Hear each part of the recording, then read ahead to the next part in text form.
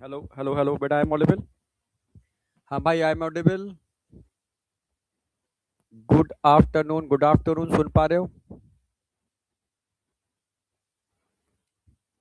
भाई विजिबल भी हो जाएंगे। पहले ऑडिबल बताओ, है या नहीं?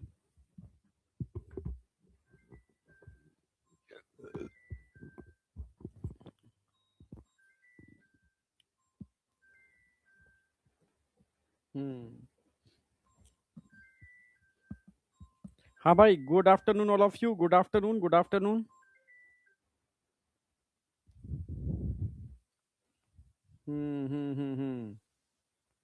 कैसे हो भाई?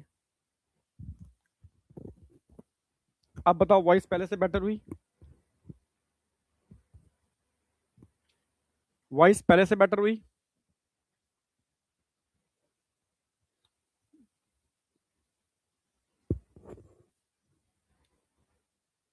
खुश रहे बेटा, खुश रहे।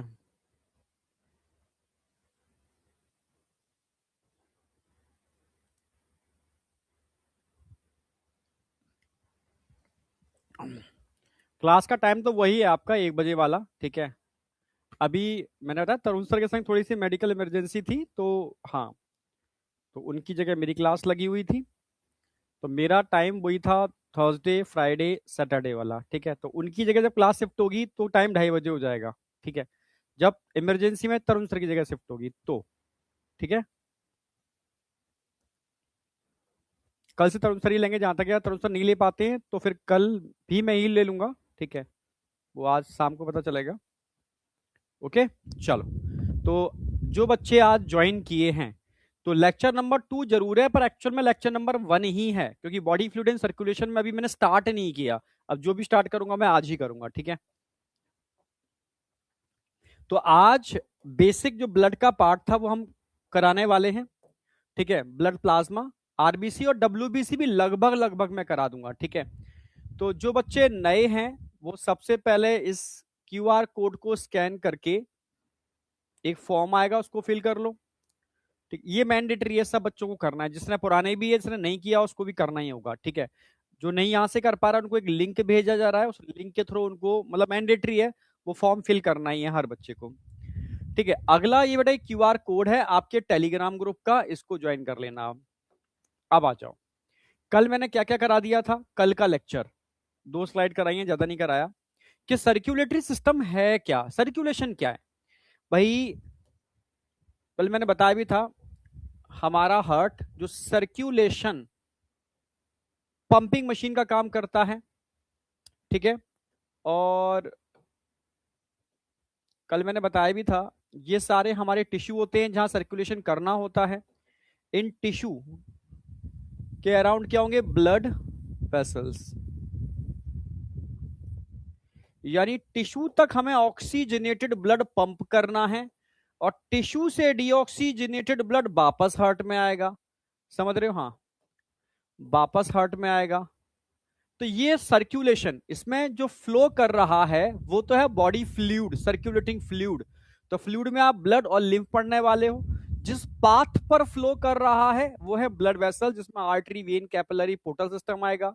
और जो पंपिंग मशीन है, जो पंप कर रहा है, वो है हार्ट। तो आप ये तीनों आपसे पढ़ने वाले हो। तो मैं ब्लड से स्टार्ट करता हूँ, ब्लड और लिम्फ से। तो कल मैंने ब्लड स्टार्ट कर दिया था, बहुत बेसिक बात बताई थी।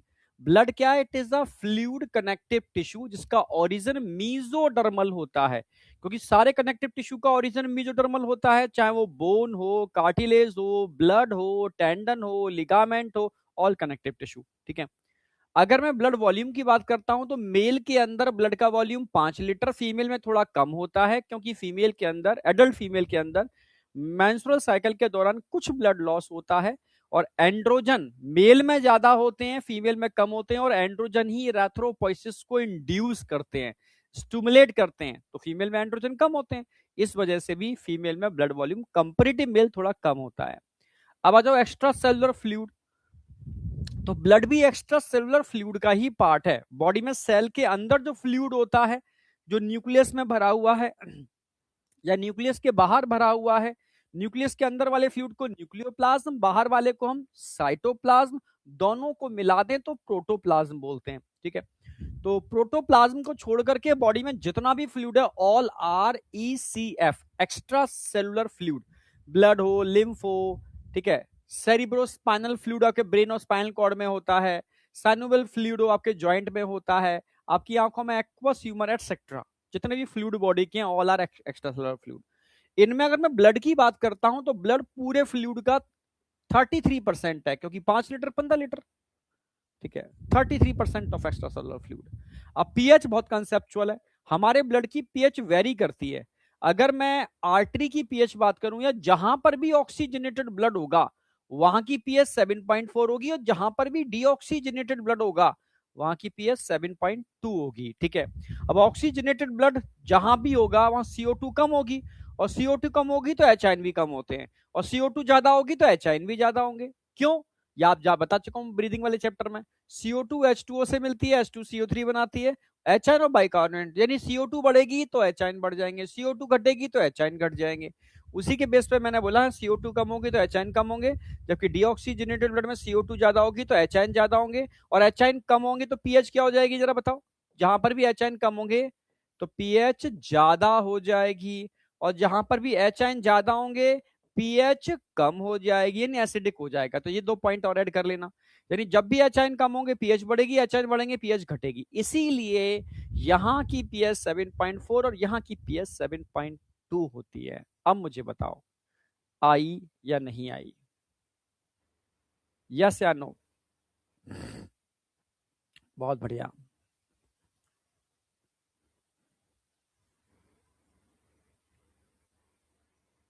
देखो नीट एडवांस आप टॉपिक के साथ भी कर सकते हो, ठीक है। अभी breathing and exchange of gases जो चैप्टर मैंने कंप्लीट कराया है ना, उसका तो नीट एडवांस पूरा कर लो, ठीक है, हाँ उसका तो पूरा कर लो। बॉडी फ्लूइड एंड सर्कुलेशन के अंदर मैंने इसको टॉपिक में तोड़ा हुआ है, ठीक है, इसको टॉपिक में तोड़ा हुआ है बहुत बेहतर तरीके से, ठीक है।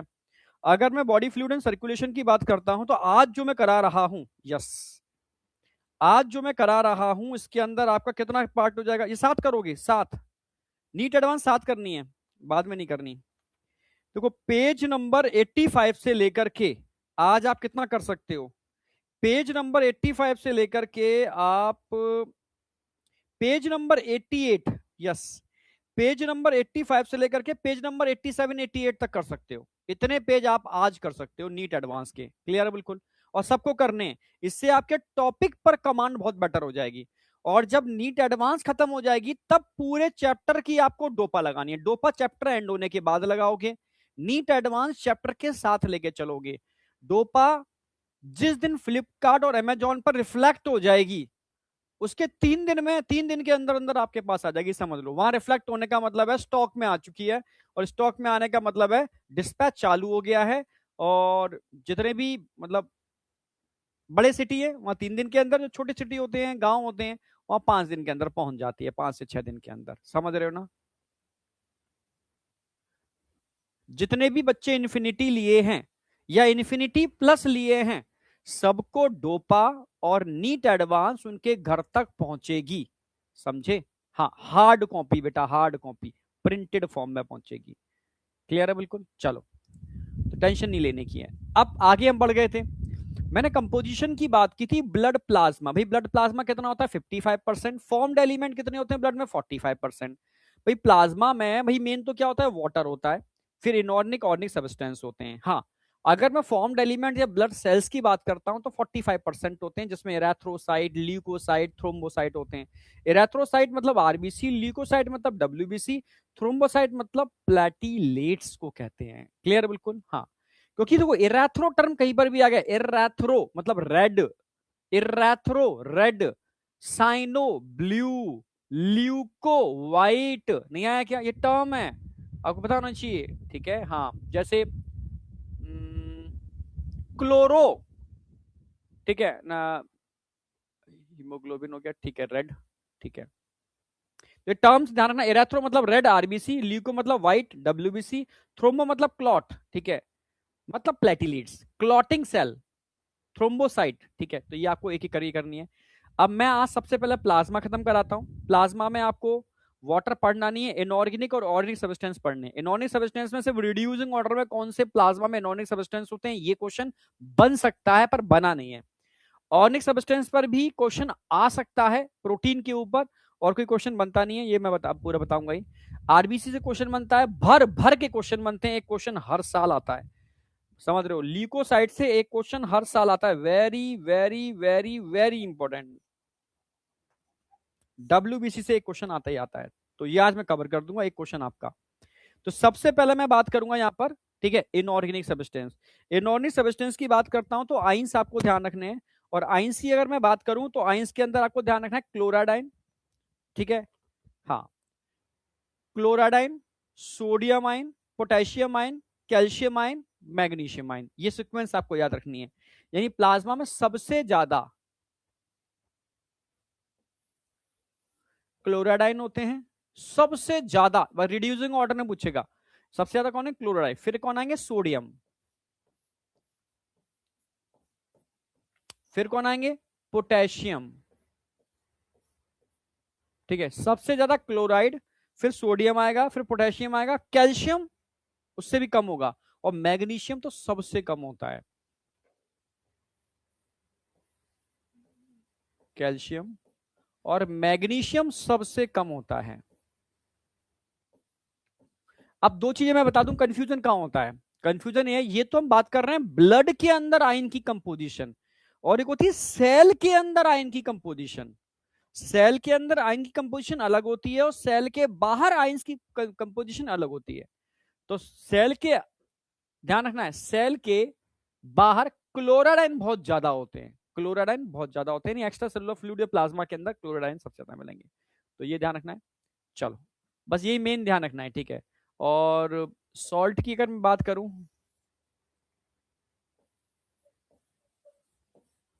सॉल्ट में एक याद रख लो आप, ठीक है, सोडियम बाइकार्बोनेट NaHCO3, जिसमें भी अगर मैं बाइकार्बोनेट आयन की बात करता हूं, तो सोडियम अलग हो जाए प्लस HCO3 आयन अलग हो जाए, तो bicarbonate ion act as buffer.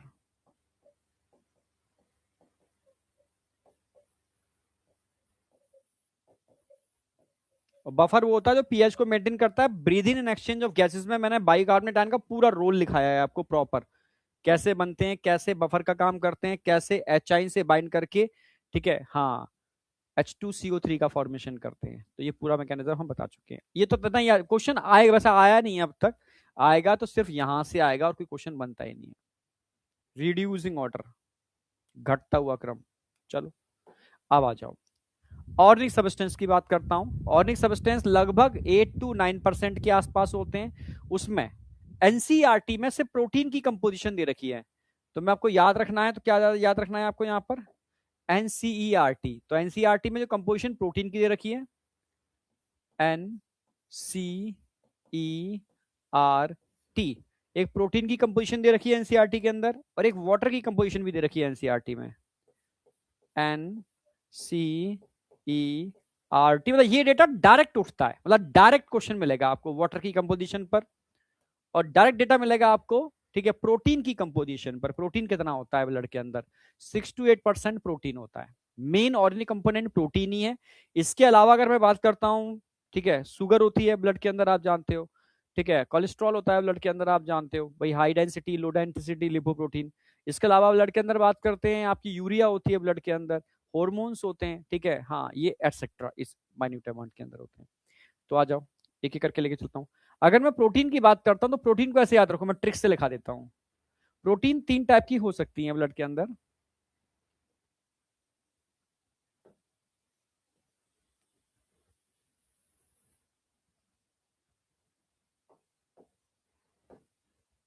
Blood के अंदर प्रोटीन जो हो सकती है वो 3 टाइप की हो सकती हैं।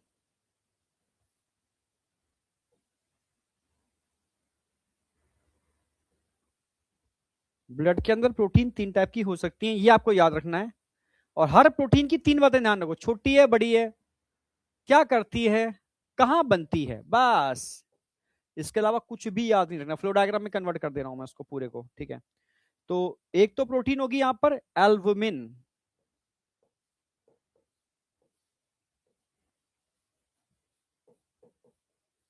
दूसरी प्रोटीन होगी एल्बुमिन के अलावा प्रोथ्रोम्बिन,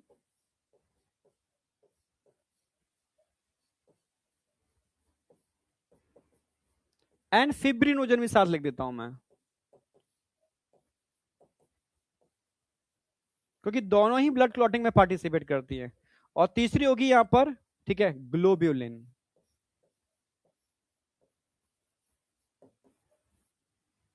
ठीक है, एल्बुमिन, प्रोथ्रोम्बिन, फिब्रिनोजन और ग्लोब्यूलिन। ठीक है, इन तीनों प्रोटीन की आपको तीन तीन बातें ध्यान रखनी है। एल्बुमिन कैसी है? सबसे छोटी है, स्मॉलेस्ट।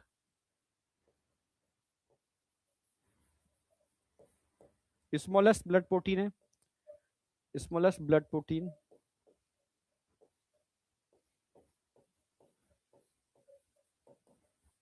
कहां बनती है?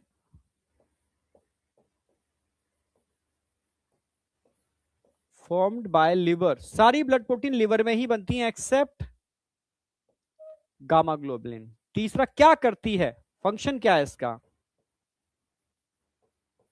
आप बोलोगे ऑस्मो रेगुलेशन। ऑस्मो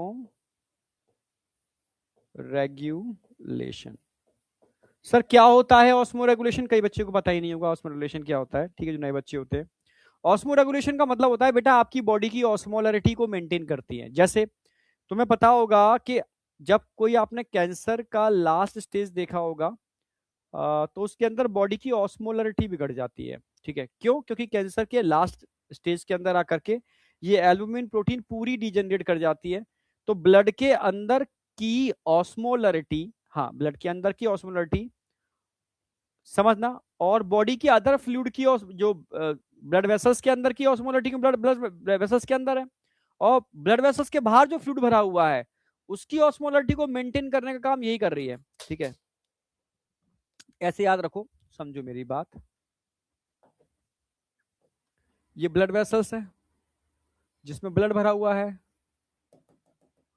इस ब्लड के अंदर कौन होंगी? एल्बुमिन। और जो बाहर का फ्लूइड होगा, इन दोनों की ऑस्मोलरिटी बराबर है। पर अगर ये एल्बुमिन यहां से हटा दी जाए तो अंदर की ऑस्मोलरिटी कम हो जाएगी, बाहर की ज्यादा, तो सारा पानी कहां मूव कर जाएगा? अंदर से बाहर। अंदर से बाहर, तो बाहर का बॉडी एकदम सूज जाएगा। ठीक है, और ब्लड वेसल्स सिंक कर सकती हैं। तो कैंसर के लास्ट स्टेज में ये होता है, बॉडी फूल जाती है। ठीक है, पेट स्पेशली बहुत निकल जाता है। ठीक है, क्योंकि एल्बुमिन डीजनरेट कर जाती है, और अक्सर पेशेंट को एल्बुमिन ड्रिप से चढ़ाई भी जाती है। तो बॉडी की ऑस्मोलरिटी को मेंटेन करने का काम करती है कौन? Albumin. It is the smallest blood protein. ऐसी प्रोथ्रोम्बिन, फिब्रिनोजन की बात करता हूं, दोनों ही ब्लड क्लॉटिंग में पार्टिसिपेट करेंगे। अगली क्लास में मैं बताने ही वाला हूं कि ब्लड क्लॉटिंग में कैसे पार्टिसिपेट करते हैं। दोनों ही ब्लड क्लॉटिंग में पार्टिसिपेट करते हैं। It is a largest blood protein, दोनों ही लार्जेस्ट में काउंट होती हैं। Largest blood protein, largest blood protein कहां बनती है? अगेन लिवर के अंदर, दोनों ही फॉर्म बाय लिवर। और फंक्शन क्या है, क्या करती है? फंक्शन क्या करती है? आप बोलोगे सर ब्लड क्लॉटिंग में पार्टिसिपेट करती है। Blood clotting,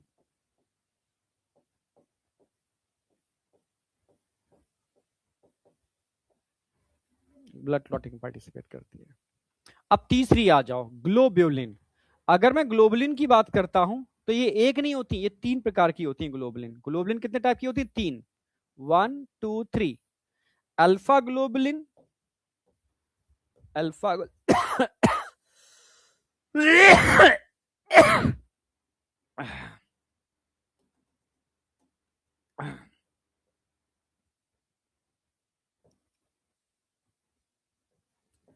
alpha globulin, beta globulin,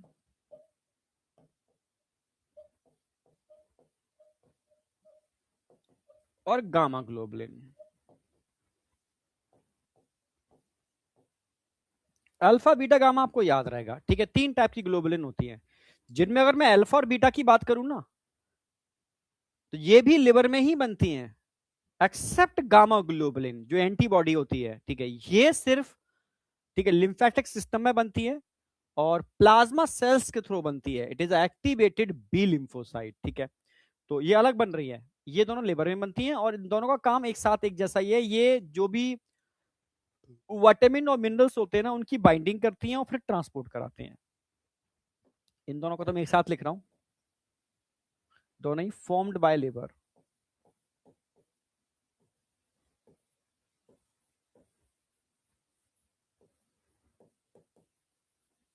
क्या करती हैं? Binding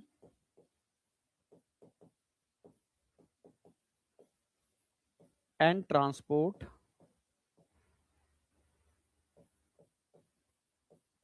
of binding and transport of vitamins and minerals. Vitamins और मिनरल्स की बाइंडिंग और ट्रांसपोर्ट का काम करती हैं ये अल्फा और बीटा। बची कौन? गामा। ये समझनी है आपको, क्योंकि गामा पर तो पूरा चैप्टर ही है। यस, इम्यूनिटी, जब मैं 12th का चैप्टर पढ़ाऊंगा immunity human health and disease, उसमें गामा ग्लोबुलिन यानी एंटीबॉडी का स्ट्रक्चर भी है पूरा प्रॉपर। ओलंपियाड में भी कई बार क्वेश्चन आया है, सिविल के बहुत सारे क्वेश्चन आए हैं, ठीक है। मतलब मतलब आईएसपीसीएस की बात कर रहा हूं मैं। मतलब बहुत सारी जगह क्वेश्चन पूछे आते हैं, ये बहुत इंपॉर्टेंट होती है गामा ग्लोबुलिन, ठीक है। गामा ग्लोबुलिन का मतलब है एंटीबॉडी, इनको इम्यूनोग्लोबुलिन भी कहते हैं, तो उसको मैं अलग से कराता हूं।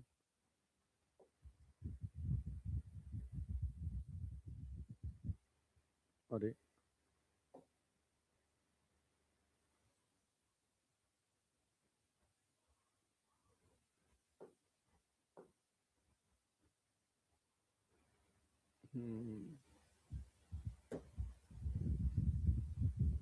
अब आ जाओ, ठीक है, इम्यूनोग्लोबुलिन।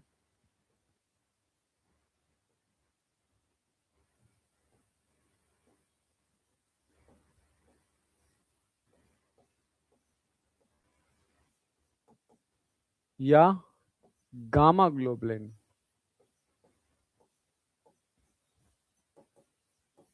या एंटीबॉडी।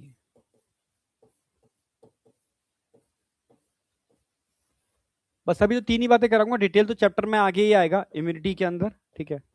बस तुम्हें दो तीन बात ध्यान रखनी है, कहां बनती हैं और क्या करती हैं। अब स्मॉलेस्ट लार्जेस्ट तो है नहीं, ठीक है, तो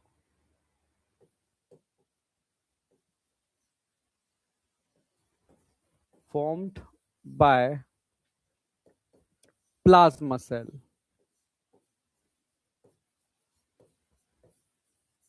सर प्लाज्मा सेल्स क्या होती हैं? It is a active B lymphocyte, active B lymphocyte. Sir B lymphocyte क्या होती है? हमें पता ही नहीं है क्या होती है। It is also called WBC। Sir ये कहां मिलती हैं? ये प्लाज्मा सेल कहां मिलती हैं? ठीक है, found by plasma cell, active B lymphocyte या WBC। कहां पर? In lymph, lymphatic system, lymphatic system के अंदर, लिम्फ के अंदर, ये ध्यान रखना है। फंक्शन क्या है इनका, क्या करती हैं? ठीक है, एंटीबॉडी, ठीक है।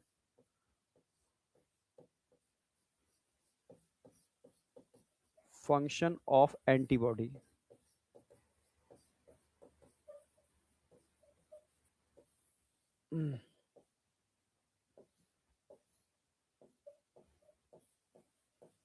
प्रोटेक्ट फ्रॉम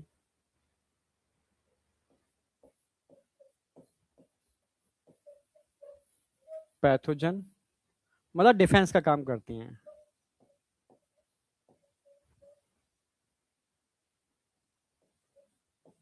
बस सिंपल सी बात है। ये हो गई हम प्रोटीन की बात, हम बात किसी कर रहे हैं प्रोटीन की।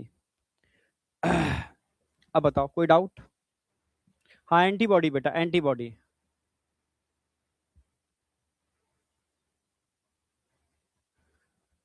कौन है? अर्चना, हेलो सर, मुझे नींद नहीं आती, पता नहीं क्यों, कौन, क्यों करने की कोशिश करते हैं, दिमाग में कुछ ना कुछ चलता रहता है। देखो अर्चना बेटा, दिमाग को चलाना बंद करो, ठीक है, बस तुम इतना बना लो कि मेरा टारगेट क्या है, मेरा गोल क्या है। ठीक है, एक बात ध्यान रखो, अभी तुम छोटे हो शायद समझ नहीं पाओगे, दुनिया में है कुछ नहीं, हम सब लगते हैं, लगता है, समझता हूँ जो समझ पा रहा हूँ, अब इस वो एज के हिसाब से समझ में आता है, अब इस एज पे मुझे समझ में आ रहा है। तुम्हारी एज पे तो मैं मतलब अलग ही बिंदास लेवल पे था। ठीक है, हाँ, तो बस ये है कि दुनिया में ये है कि हम सब बुलबुले हैं, हमें कोई ना कोई मतलब समझो एक टारगेट हमें पूरा करना है, आए हैं तो कुछ अच्छा काम करके जाना है। ठीक है, और अच्छा काम तब होता है जब कुछ अच्छा करके जाना है, भाई भाई सबसे टॉप, आपने जीवों की सबसे टॉप सीढ़ी में जन्म लिया है। ठीक है, तो मैं यही कहूंगा, बेस्ट तरीके से तैयारी करो, क्योंकि इससे अच्छा कोई ऑप्शन आपके लिए है ही नहीं। ठीक है, और तैयारी के बारे में मत सोचो, तुम सोचो तो तैयारी अपने आप हो जाएगी कि अगर हमारा एग्जाम मतलब सिलेक्शन अपने आप हो जाएगा अगर हमारा एग्जाम अच्छा हो गया। अगर हमारा एग्जाम अच्छा कब होगा, हमारा एग्जाम अच्छा हो जाएगा अगर हमारी तैयारी अच्छी होगी, हमारा कॉन्फिडेंस अच्छा होगा, और हमारा टाइम से सिलेबस खत्म हो जाएगा। अब बात आती टाइम सिलेबस, उसकी जो रिस्पॉन्सिबिलिटी भाई सर ले चुके हैं, तो हमें अब ये नहीं सोचना है कि सिलेबस टाइम से होगा ही नहीं होगा, ये रिस्पॉन्सिबिलिटी सर की है। और बैकग्राउंड देखोगे तो सर हर बार बहुत जल्दी कोर्स करा देते हैं। ठीक है, कोर्स खत्म करने के बारे में नहीं सोचना है आपको, वो तो हमारी रिस्पॉन्सिबिलिटी है। आपको बस क्या सोचना है कि सर जो पढ़ा रहे हैं वो मुझे आ रहा है नहीं आ रहा, पहला टारगेट तो आपका ये है। दूसरा टारगेट अभी से इतना ही सोच रहा है, इसके अलावा मत सोचना एग्जाम हो पाएगा मुझसे, नहीं हो पाएगा, सीबीटी होगा, पेन पेंसिल मोड में होगा, पता नहीं मैं कर पाऊंगी या नहीं कर पाऊंगी, कुछ नहीं सोचना है आपको। मतलब पता नहीं मुझे, तुम मेरी बात मानोगे नहीं मानोगे, ठीक है, तुमसे और मुझ में एक एज में काफी गैप है, तो उस एक्सपीरियंस के बेस पर नहीं बेटा, डोपा की पीडीएफ नहीं मिलती किसी को। ठीक है, अब सुन लो मेरी बात। ठीक है, उस एज गैप की वजह से मैं दुनिया को बहुत मतलब देख चुका हूं, काफी चीजों से देखी है मैंने, बहुत नीचे की चीजें भी देखी हैं, मिड की भी देखी हैं, और टॉप लेवल की चीजें भी देखी हैं। ठीक है, हर चीजें देखी हैं, हर तरीके के लोगों से पाला पड़ा है। तो इतना कर लो आप, अगर मेरी बात मान लो। ठीक है, आपका टारगेट बहुत दूर का नहीं होना चाहिए, आपका टारगेट सिर्फ इतना होना चाहिए कि सर पहला टेस्ट जो आपका आ रहा है ना वो किस चीज का है। ठीक है, उसमें टॉपिक क्या आ रहे हैं, बस वही मेरा नीट का एग्जाम है। लिख लो इस वाली बात को, मैं मतलब मुझे हल्के मत लेना बात को, शायद तुम्हारे समझ में आए ना आए। बस मेरा पहला टेस्ट अगर टॉप लेवल पे मैंने फोड़ दिया, जो भी पहला टेस्ट आएगा, तो मैं भी जीता हूं। जब पहला टेस्ट दे लोगे तो उसमें कुछ कमियां होंगी, उनको लिख लो यार, ये कमियां थी, पर मैं अगले में नहीं होने दूंगी। ठीक है, फिर अगले टेस्ट को नीट की तरह देना है आपको यार, नीट मतलब मैं जो कह रहा हूँ उसको तुम फील कर गए, जैसे सबको पता है सबको मरना है भाई, दुनिया ऐसी है। ठीक है, आए हैं सबको जाना है, पर फील नहीं करता कोई, जो फील कर लेगा वो तो वैराग्य ले लेगा तुरंत। ठीक है, हाँ, मतलब इतना आसान नहीं है चीजों को। ठीक है, लोग भागवत कथा, ये मंदिर मस्जिद गुरुद्वारे जाते हैं, उनकी बातें सुनते हैं, ठीक है, पर फील नहीं करते। जिसने पहली बार में फील कर लिया वो तो बस हो गया उसका काम। ठीक है, तो सिंपल सी बात है, इस चीज को दिल से ले लो कि यार तुम एक डॉक्टर हो, तुम्हें डॉक्टर बनना है हर कीमत पर, हर हालत में। और डॉक्टर बनने के लिए कोई कुछ उखाड़ना नहीं है कोई बहुत बड़ा, तुम्हें सिर्फ छोटे छोटे टारगेट बनाने हैं। ठीक है, और तुम्हें टारगेट भी नहीं बनाना, क्योंकि तुम टारगेट बना भी नहीं पाओगे। तुम्हें टारगेट दिए जा रहे हैं कि पहला टेस्ट, दूसरा टेस्ट, बस ये टारगेट है तुम्हारे। तो मैं सच कह रहा हूं, हर टेस्ट को ये पागलपन से दो कि नीट का एग्जाम दे रहे हो, दोबारा रिवीजन का मौका नहीं मिलेगा, बस यही आना है नीट के अंदर, बस तुम ये करना चालू कर दो, मैं सच कह रहा हूँ। हाँ, जो कमियां हैं वो मिस्टेक बुक बनाओ उसकी, उस पर मेंशन करो। ठीक है, जितने क्वेश्चन प्रैक्टिस के लिए दी जाए वो प्रैक्टिस करो। नीट एडवांस और ढोपा सबको लगानी है, ये मान के चलो इतने क्वेश्चन तो मुझे करने ही करने हैं। और चाहे कुछ भी हो जाए मैं टेस्ट नहीं छोड़ूंगी या छोड़ूंगा, टेस्ट नहीं छोड़ना आपको किसी भी कीमत पर, किसी भी कीमत पर टेस्ट नहीं छोड़ना। ठीक है, इतना बस फॉलो कर लो, कुछ मत सोचो कि होगा कि नहीं होगा। मैं सच कह रहा हूँ, सोचते हैं वो सोचते रह जाते हैं, जो छोटे छोटे टारगेट बनाते हैं और हर टारगेट को एंजॉय करते हैं। जब आप जीतोगे तो उसको एंजॉय करो, पार्टी करो, जा करके कुछ खाओ पियो मस्ती से, अगले टारगेट पे लगते हैं अगले दिन से।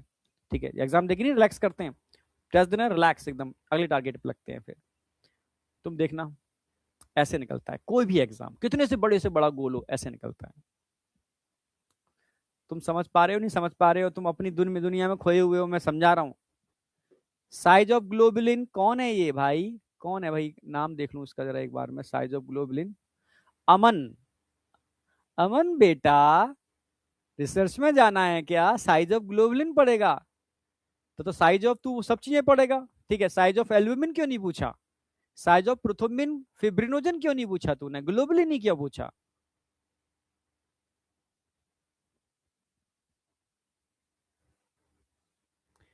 हाँ, तो दुनिया में खोए हुए हो, तो मैं कह रहा हूं तुम्हारी दुनिया और मेरी दुनिया में ज्यादा डिफरेंस नहीं है, ठीक है, क्योंकि मैं उन लोगों से इतने सालों से जुड़ा हुआ हूं जो जो सपना देखते हैं, ठीक है, वो सपना मेरे अराउंड रोटेट करता है, ठीक है। तो उस चीज को मुझे पता है कि एक बच्चे की दुनिया में क्या क्या चीजें होती है पहले, क्योंकि एक साल मैंने भी वो जिया था। और फिर मुझे, मैं उसको कोरिलेट करता हूँ बच्चों से जो हर साल तैयारी चालू करते हैं और फिर नीट का एग्जाम दे करके मुझसे डिस्कशन, तैयारी चालू करते हैं, उसके बीच में क्या क्या चीजें होती हैं, ठीक है। तो वो चीजें मतलब मैं समझ पाता हूँ कि क्या है। तो इसलिए अभी कुछ मत सोचो दुनिया में क्या चल रहा है, मतलब तूफान भी आने वाला है, भूचाल भी आने वाला है, भूकंप भी आने वाला है, सब भूल जाओ। इतना सोचो कि मेरा पहला टेस्ट आने वाला है, बस। सेकंड टेस्ट आने वाला है, थर्ड टेस्ट आने वाला है, ठीक है। सर के नोट्स एनसीईआरटी, ठीक है, जो सर प्रैक्टिस के लिए एडवांस और डोपा बोल रहे हैं, ये तो मुझे करनी ही है। समझ में आ गया? चलो आगे चलते हैं। अच्छा, ये चीज मैं अभी बाद में कराता हूँ इसको तो।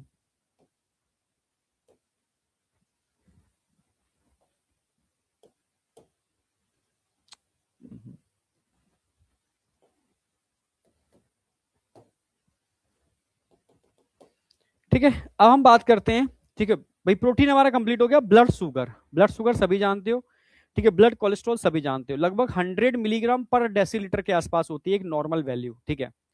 तो मैं लिखना चालू करता हूँ। नंबर 2,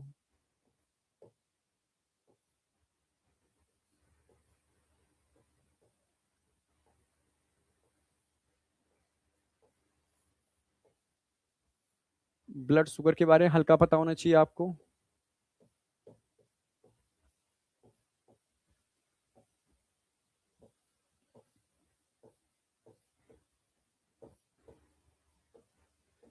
ब्लड कोलेस्ट्रॉल के बारे में,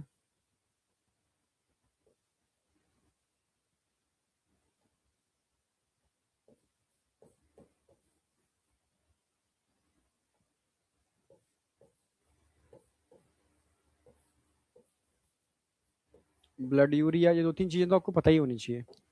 अगर मैं ब्लड शुगर लेवल की बात करता हूं तो नॉर्मल लेवल क्या होता है जरा बताओ?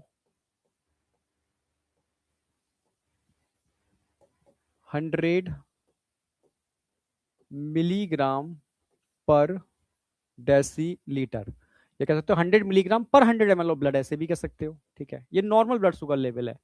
ये बढ़ भी सकता है, घट भी सकता है, ठीक है। अगर इसका लेवल इंक्रीज हो गया, इसका लेवल क्या हो गया? इफ इंक्रीज ब्लड ग्लूकोज, इसको क्या बोलेंगे? हाइपरग्लाइसीमिया। हाइपर माने ज्यादा, ग्लाइसी मतलब ग्लूकोज, मिया मतलब ब्लड, यानी हाइपर ग्लाइसीमिया, ब्लड में ग्लूकोज का लेवल बढ़ जाना। और ये कब होता है हाइपर ग्लाइसीमिया? डायबिटीज मलाइटस के केस में।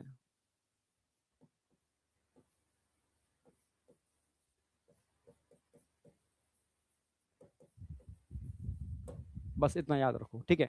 ब्लड कोलेस्ट्रॉल की बात करता हूं, नॉर्मल ब्लड कोलेस्ट्रॉल, देखो एक बात ध्यान रखना, जितना कोलेस्ट्रॉल हमें चाहिए, ठीक है, हाँ, जितना कोलेस्ट्रॉल चाहिए उतना कोलेस्ट्रॉल हमारे लिवर में बनता है, ठीक है, लिवर में बनता ही है जितनी जरूरत है मेम्ब्रेन की स्टेबिलिटी के लिए। पढ़ाऊंगा बायोमोलिक्यूल में, पढ़ा भी चुका हूं वैसे तो मैं, ठीक है। कहाँ बनता है?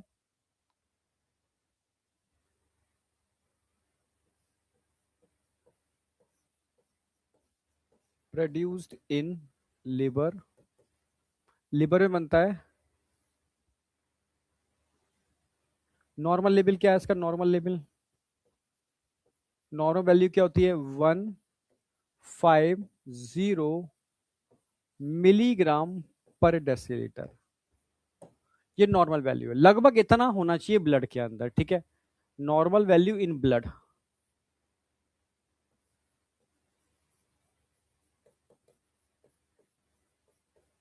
ब्लड के अंदर नॉर्मल वैल्यू ये है।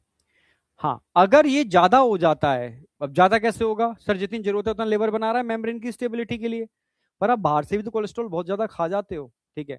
जब बाहर से बहुत ज्यादा कोलेस्ट्रॉल खा जाओगे तो आपकी आर्टरी वेन में डिपॉजिट होगा, तो इससे एथेरोस्क्लेरोसिस हो जाएगी, डिफरेंट टाइप के डिसऑर्डर हो जाएंगे, सीएडी हो जाएगा, कोरोनरी आर्टरी डिसीज जो पढ़ाऊंगा सर्कुलेटरी सिस्टम में लास्ट में। ठीक है, तो सिंपल सी बात है, ये नॉर्मल वैल्यू आपकी पता होनी चाहिए। इसलिए दो टाइप के आपके फैट भी होते हैं, मतलब गुड फैट और bad fat, low density lipoprotein और हाई डेंसिटी लिपोप्रोटीन, ध्यान रखना है आपको। जो हाई डेंसिटी वाले होते हैं वो गुड फैट होते हैं, और लो डेंसिटी वाले होते हैं वो बैड फैट होते हैं, जो बायोमोलिक्यूल में मैंने कराए भी थे। ठीक है, और अभी बायोमोलिक्यूल मेरा सैटरडे को है सेशन, 15 अगस्त वाले दिन, तो उस दिन मैं करा रहा हूँ। ठीक है, नेक्स्ट आ जाऊँ, बस तुम्हें इतना नॉर्मल याद रखनी है। Blood urea, blood urea level कितना होता है, नॉर्मल वैल्यू कितनी है इसकी,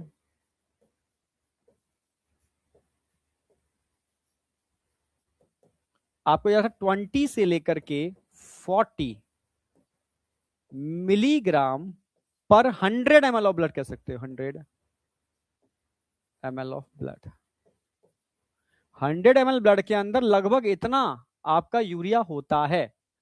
ठीक है, ये नॉर्मल वैल्यू है, तो नॉर्मल को हम मिडिल वैल्यू लिख सकते हो 30 मिलीग्राम पर 100 ml, ये नॉर्मल वैल्यू आ गई। हाँ, अगर इससे ज्यादा हो गया, ठीक है, कंडीशन लिख रहा हूं, if increase urea in blood, वो कब इंक्रीज होगा, जब किडनी प्रॉपर काम नहीं करेगी, तो उसके लिए टर्म यूज करते हैं यूरीमिया, यानी इंक्रीज यूरिया इन ब्लड, समझ रहे हो, इंक्रीज यूरिया इन ब्लड। ठीक है, तब यूरेमिया कब होता है, जब किडनी प्रॉपर वर्क नहीं करती, प्रॉपर फिल्ट्रेशन नहीं हो रहा, बीपी कम हो गया, बहुत सारे केस होते हैं। ठीक है, नॉर्मल वैल्यू इतनी होनी चाहिए। इसके अलावा और क्या क्या हो सकता है ब्लड के अंदर, ठीक है, इसके अलावा और क्या क्या हो सकता है ब्लड में, ब्लड के अंदर हार्मोन हो सकते हैं, ब्लड के अंदर गैसेस हो सकती हैं। ठीक है, इसके अलावा नंबर 4 लिख देता हूँ, नंबर 5,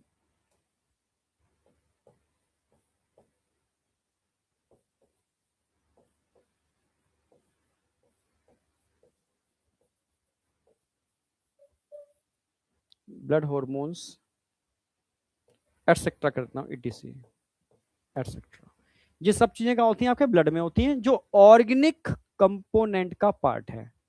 किसका पार्ट है, ऑर्गेनिक कंपोनेंट का पार्ट है। यहां तक कोई डाउट है, ब्लड की यूनिट, तुम अब कहां, कौन से क्वेश्चन की बात कर रहे हो, तुम कहां जा रहे हो, यहीं आ जाओ वापस। 250 ml ब्लड होता है उसके अंदर, एक यूनिट के अंदर। चलो तुम टॉपिक पर आओ। अब देखो, ये तो समझ में आ गया ऑर्गेनिक और इनऑर्गेनिक। अब कुछ नोटेबल पॉइंट्स हैं, जैसे आपसे पूछा जाएगा प्लाज्मा क्या होता है, आप जानते हो ब्लड में दो चीजें होती हैं, प्लाज्मा होता है, ब्लड कॉर्पसल्स होते हैं। तो ब्लड में से अगर तुम ब्लड सेल को निकाल दोगे तो बचेगा प्लाज्मा, तो प्लाज्मा इक्वल टू क्या होगा, ब्लड माइनस,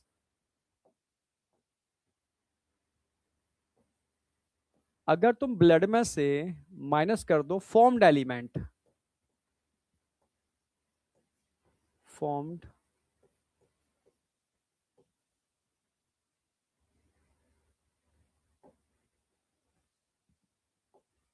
अरे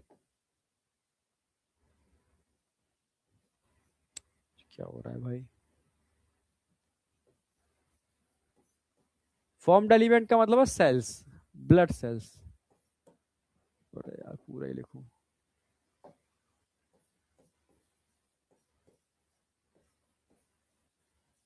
अगर तुम ब्लड में से ब्लड सेल्स को निकाल दोगे तो प्लाज्मा बच जाएगा, सिंपल सी बात है। ठीक है सर, सीरम क्या होता है, अब तुम प्लाज्मा जो बच गया ना उसमें से ब्लड क्लॉटिंग फैक्टर को निकाल दो, plasma minus blood clotting factor,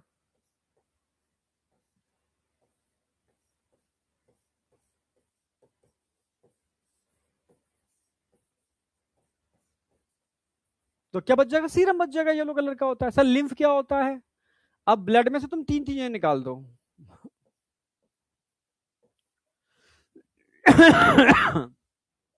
blood minus RBC,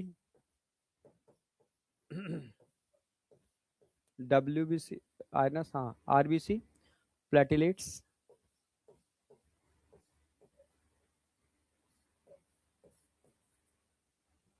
plus macro बड़े साइज की प्रोटीन। तुम 3 को निकाल दो तो क्या बचेगा, लिम्फ, या ऐसे भी समझा सकते हो उसको। ठीक है, आप एक बीकर ले लो, एक फनल लो,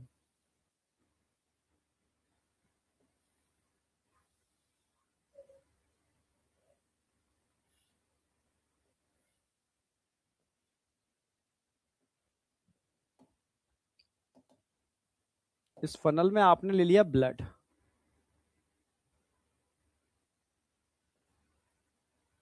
ब्लड भर दिया आपने फनल के अंदर, समझना, फनल में आपने ब्लड भर दिया। अब आप क्या कर रहे हो, जब फनल से ब्लड निकलेगा, जब फनल से ब्लड निकलेगा, आपने 2 फिल्टरिंग यूनिट लगाई हैं। एक फिल्टरिंग यूनिट ये लगाई है आपने, ये एक फिल्टरिंग यूनिट ये लगाई है आपने। ठीक है, यानी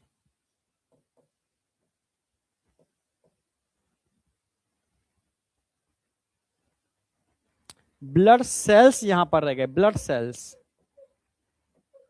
और नीचे आ गया प्लाज्मा।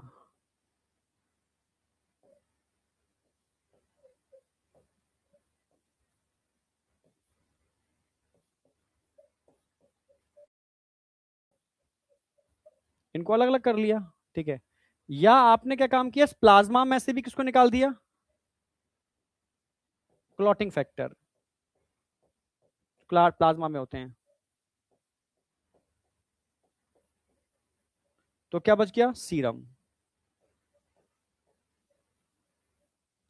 ठीक है, अब दूसरी चलनी ली आपने, इसके अंदर 3 चीजें निकाल दी आपने यहां पर। इसमें आरबीसी है, प्लस प्लेटिलेट्स हैं, प्लस प्रोटीन है, मैक्रो प्रोटीन बड़े वाले हैं। तो बचेगा क्या नीचे, लिम्फ। भाई आरबीसी तो निकल गया, कैसा कलरलेस होगा।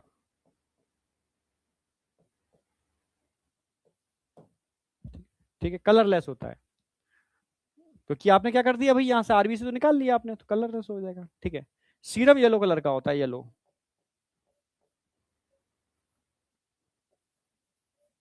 हल्का येलोइश, लाइट येलो कलर का होता है। तो इस तरीके से आपने क्या किया, ब्लड को छान दिया, ब्लड में से ब्लड सेल्स और प्लाज्मा अलग कर लो, और प्लाज्मा से क्लॉटिंग फैक्टर अलग कर लो, सीरम बचेगा। ठीक है, ब्लड में से आपने आरबीसी, प्लेटलेट्स, मैक्रोप्रोटीन ऊपर छोड़ दिए, नीचे क्या रह गया, लिम्फ रह गया, जो कलरलेस होता है। यानी लिम्फ में क्या होगा, डब्ल्यूबीसी लिम्फ में बहुत ज्यादा होते हैं, डब्ल्यूबीसी प्रेजेंट होंगे, आरबीसी नहीं होंगे, बट डब्ल्यूबीसी यहां पर भर भर के होंगे, प्रेजेंट होते हैं लिम्फ के अंदर। तो इससे समझ में आ गया कि इनमें डिफरेंस क्या है, तो आप इस पर क्वेश्चन आ जाता है तो आप इसको कर पाओगे, इसमें कोई दिक्कत आनी नहीं चाहिए आपको। ठीक है, नहीं, प्लाज्मा का कलर येलो क्यों होगा, विस्कस कलर का होता है हल्का सा। ठीक है, विस्कस होता है, येलो टर्म तो नहीं करेंगे, क्वेश्चन एनसीईआरटी में डाल रखा है इसका, एग्जैक्ट मैं दिखा देता हूं।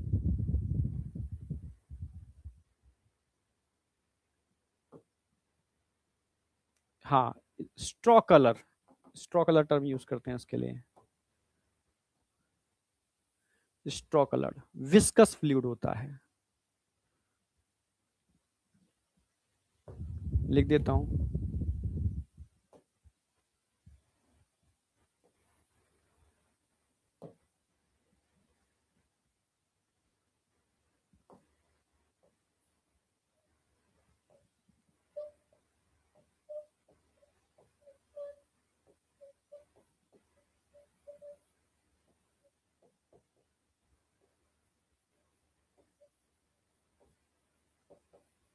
स्ट्रॉ कलर विस्कस फूड होता है प्लाज्मा, येलो कलर, ठीक है, सीरम, क्लॉटिंग फैक्टर निकल गए और ब्लड सेल्स ऊपर रह गए। ठीक है, अब तुम्हें सारी चीज समझ में आ गई, कहां पर क्या होता है, कैसा होता है। अब बताओ, यहां तक कोई डाउट है, एकदम क्लियर है। अब एक पार्ट हमारा कंप्लीट हो गया। ठीक है, प्लाज्मा वाला। अब हम बात करते हैं फॉर्म्ड एलिमेंट। फॉर्म्ड एलिमेंट में आते हैं ब्लड सेल्स। हाँ बेटा, हमेशा क्लॉटिंग फैक्टर इनएक्टिव होते हैं, एक्टिव कभी होते ही नहीं है। एक्टिव तब होते हैं जब क्लॉटिंग करानी होती है। क्लॉटिंग फैक्टर हमेशा कैसे होते हैं? इनएक्टिव। कैसे होते हैं? Always inactive. जब क्लॉटिंग करानी होती है तभी एक्टिव होंगे, नहीं तो इंसान का मामला ही खराब हो जाएगा। क्लॉटिंग फैक्टर हमेशा इनएक्टिव फॉर्म में होते हैं।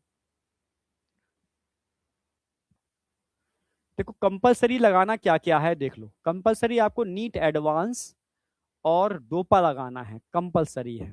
ठीक है, थ्योरी हम पूरी लिखा ही रहे हैं आपको, तो सोचने की बात ही नहीं है कोई। Sir lymphocyte and plasma cell are different. देखो बी लिम्फोसाइट और प्लाज्मा सेल एक ही बात होती है, पर बी लिम्फोसाइट दो टाइप की होती हैं, एक एक्टिव और एक इनएक्टिव।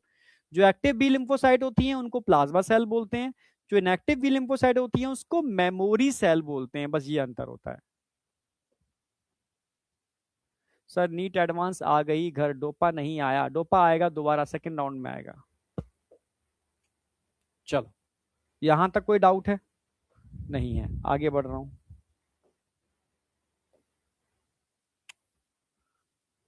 अब आ जाओ फॉर्म्ड एलिमेंट। फॉर्म्ड एलिमेंट की बात करता हूं तो टोटल ब्लड का 45% फॉर्म्ड एलिमेंट होते हैं। टोटल ब्लड का, टोटल ब्लड का 45% फॉर्म्ड एलिमेंट होते हैं। इसमें पहले मैं पढ़ाऊंगा एराथ्रोसाइड और फिर पढ़ाऊंगा मैं ल्यूकोसाइड, जो बहुत बहुत बहुत इंपॉर्टेंट होते हैं। इराथ्रो, इराथ्रो मतलब क्या होता है? रेड। साइट मतलब cell.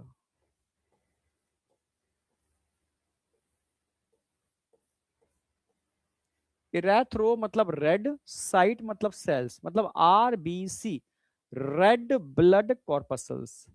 Red blood corpuscles, RBC, red blood corpuscles. ठीक है, हाँ, आरबीसी का मतलब होता है रेड ब्लड कॉर्पसल्स।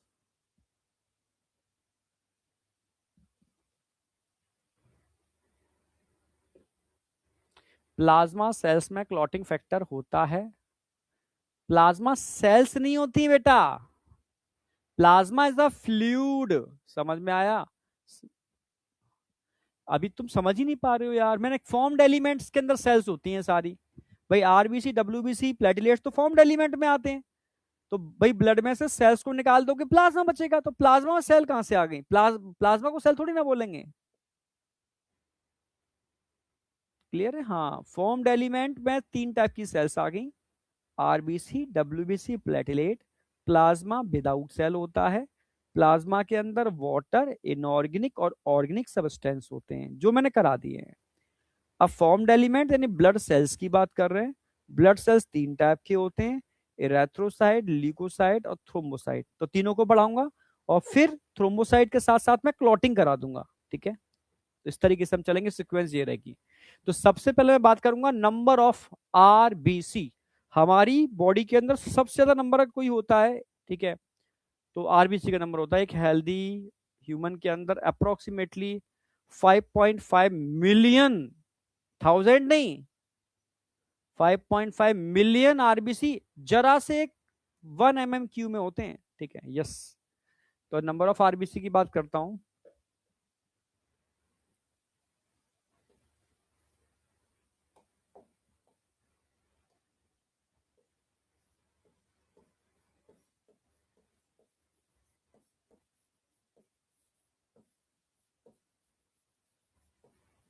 इन हेल्दी ह्यूमन अप्रोक्सीमेटली 5.5,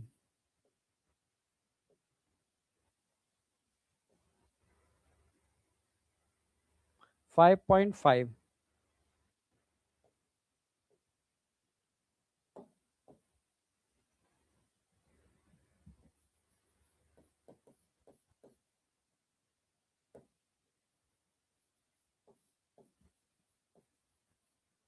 पर MMQ आरबीसी होती है। इन हेल्दी ह्यूमन 5.5 मिलियन पर MMQ आरबीसी होती है। 5.5 मिलियन पर MMQ आरबीसी होती है एक हेल्दी ह्यूमन के अंदर। बहुत होते हैं बेटा, ठीक है, हाँ, 5.5 मिलियन बहुत ज्यादा होते हैं।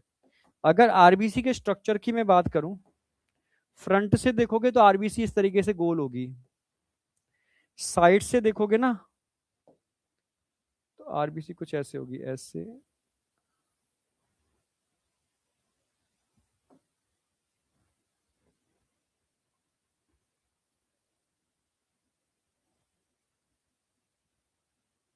ऐसे होगी, ऐसे होता है। फ्रंट व्यू ऐसा होगा, साइड व्यू ऐसा होगा। बाय कॉनकेव, बाय का मतलब बोथ डायरेक्शन में, ऊपर से भी और नीचे से भी। कॉनकेव, केव मतलब गुफा, बाय कॉनकेव स्ट्रक्चर होगा, बाय कॉनकेव।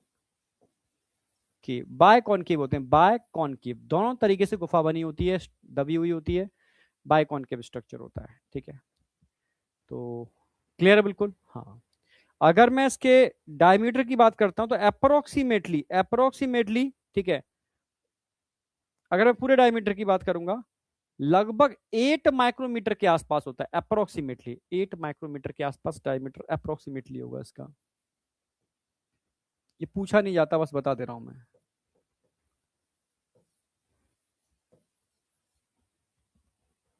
ठीक है, चलो ये बताना चाहिए। अच्छा, आरबीसी के अंदर भरा क्या है, ये सब तुम्हें दिख रहा है ना, आरबीसी के अंदर क्या है, ये सब क्या है? Millions molecule. कितने मिलियंस होते हैं?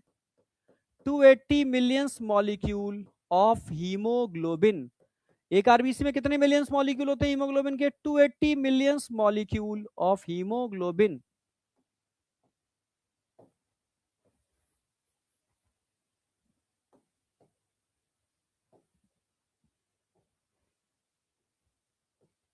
टू एट्टी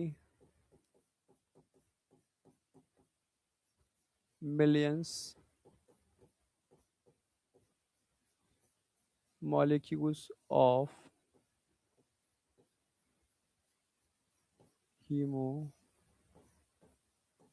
भाई आरबीसी में 280 मिलियन मॉलिक्यूल होते हैं एक आरबीसी में हीमोग्लोबिन के। ठीक है, अगर मैं तुमसे कहूं कि आरबीसी के अंदर एरोबिक रेस्पिरेशन होता है एनारोबिक, जरा बताओ। आरबीसी में एरोबिक रेस्पिरेशन होता है या एनारोबिक?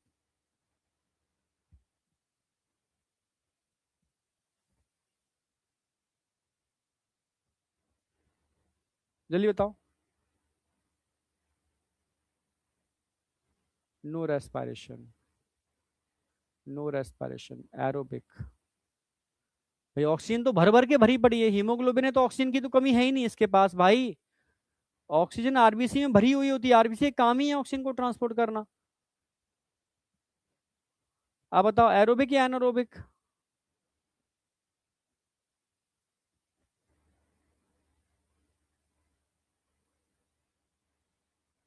तुम कंफ्यूज हो रहे हो यार।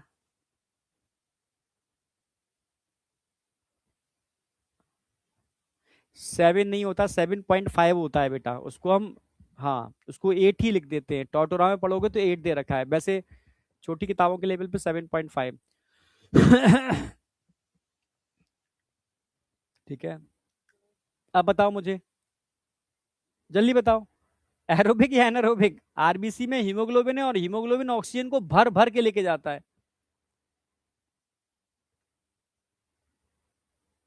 कंफ्यूजन है इसका मतलब बहुत सारे बच्चों को। ठीक है, मैं बता देता हूं बेटा, हीमोग्लोबिन तो होता है पर आरबीसी के अंदर ध्यान रखना है न्यूक्लियस नहीं होता। ठीक है, न्यूक्लियस नहीं होता, माइटोकॉन्ड्रिया नहीं होता, साइटोप्लाज्मिक ऑर्गेनेल्स नहीं होते।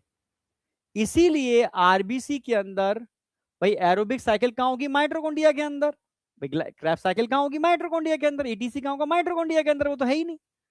तो यहाँ पर एनारोबिक रेस्पिरेशन होगा, ओनली ग्लाइकोलिसिस होगी। ठीक है, हाँ। यानी अगर मैं आरबीसी की बात करता हूं, यहां पर मेटाबॉलिज्म प्रेजेंट होता है, मेटाबॉलिज्म प्रेजेंट होता है। मेटाबॉलिज्म में कौन सा मेटाबॉलिज्म होगा? एनाबॉलिज्म है कैटाबॉलिज्म? Catabolism, catabolism. ये पूछा क्या क्वेश्चन है भाई? कैटा मतलब टूटना, यानी टूटने की प्रोसेस हो रही है, मतलब यहां पर ग्लाइकोलिसिस प्रेजेंट है।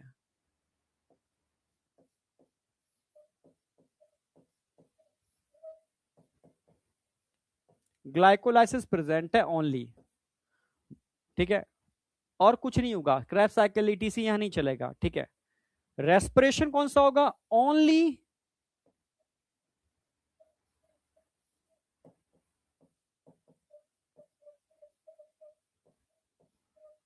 Anaerobic respiration.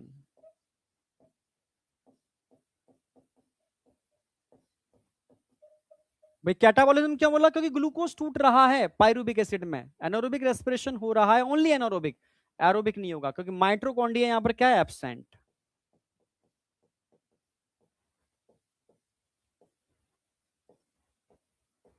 माइट्रोकॉन्ड्रिया यहां पर क्या है, एब्सेंट। आरबीसी के पास माइट्रोकॉन्ड्रिया नहीं होता, ठीक है, और क्रैब साइकिल वगैरह सब माइट्रोकॉन्ड्रिया में चलते हैं, इसलिए आरबीसी के अंदर ओनली और ओनली कैटाबॉलिज्म होता है, ग्लाइकोलिसिस होती है और एनारोबिक रेस्पिरेशन होता है। मेटाबॉलिज्म, कैटाबॉलिज्म मतलब कैटाबॉलिज्म और एनाबॉलिज्म को मिलाकर के मेटाबॉलिज्म बोलते हैं, तो मेटाबॉलिज्म तो मिलता है आरबीसी में, ठीक है।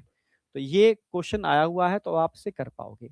अच्छा, आरबीसी का साइज एंड शेप, तो साइज की बात करते हैं, साइज एंड शेप कैसा होगा आरबीसी का, भाई बाइकॉनकेव होगी, विदाउट न्यूक्लियस और cytoplasmic organelles in most of the mammals. NCERT क्या लिखती है, इन most of the mammals, in most of the mammals, यानी अधिकांश मैमल्स के अंदर, यानी अपवाद एक्सेप्शन के सब जगह हैं, most of the mammals are B C R, RBC कैसे होते हैं,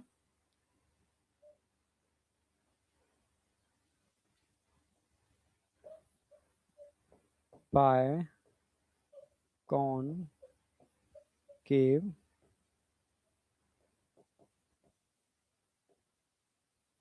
without nucleus and cytoplasmic organelles.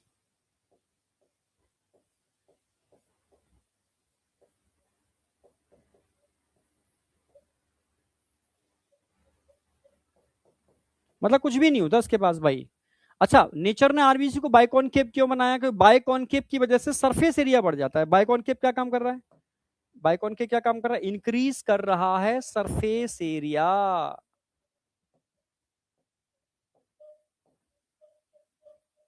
Biconcave structure क्या कर रहा है, सरफेस एरिया बढ़ाने का काम कर रहा है।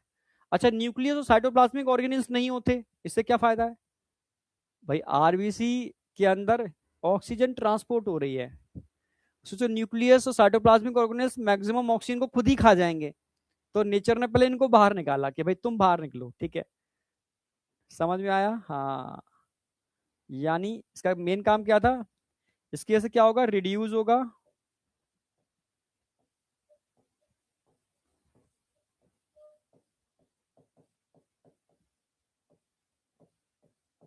Reduce utilization of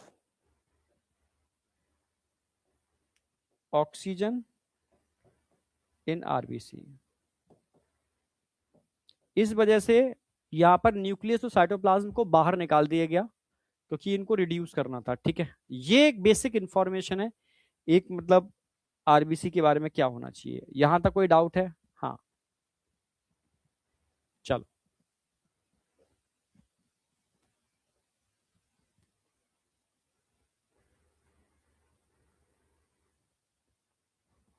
okay. अच्छा, हीमोग्लोबिन आ जाओ। हीमोग्लोबिन वैसे मैंने वहां भी करा दिया है आपको, रेस्पिरेशन के अंदर, तो दोबारा से करना चाहते हो तो बताओ।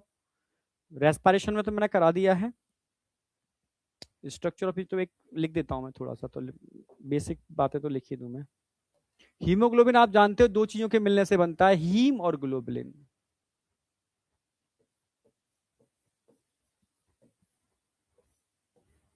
भाई हीम, ठीक है, हाँ, हीम होगा और ग्लोबुलिन प्रोटीन होगी, हाँ,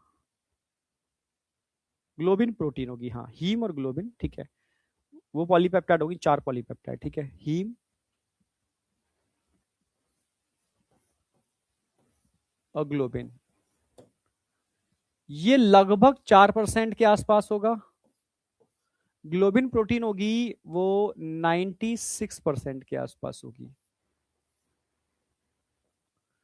ठीक है। हीम दो चीजों के मिलने से बनता है। हीम किस किस के मिलने से बनता है, जरा बताओ। हीम किस किस के मिलने से बनता है, पढ़ाया था मैंने। इसमें क्या होगा, पॉलीपेप्टाइड्स होंगे, दो अल्फा दो बीटा चेन, ये बस आपको याद रखने हैं। हीम के अंदर एक तो आयरन होगा Fe2 पॉजिटिव, और साथ में क्या होगा, पोर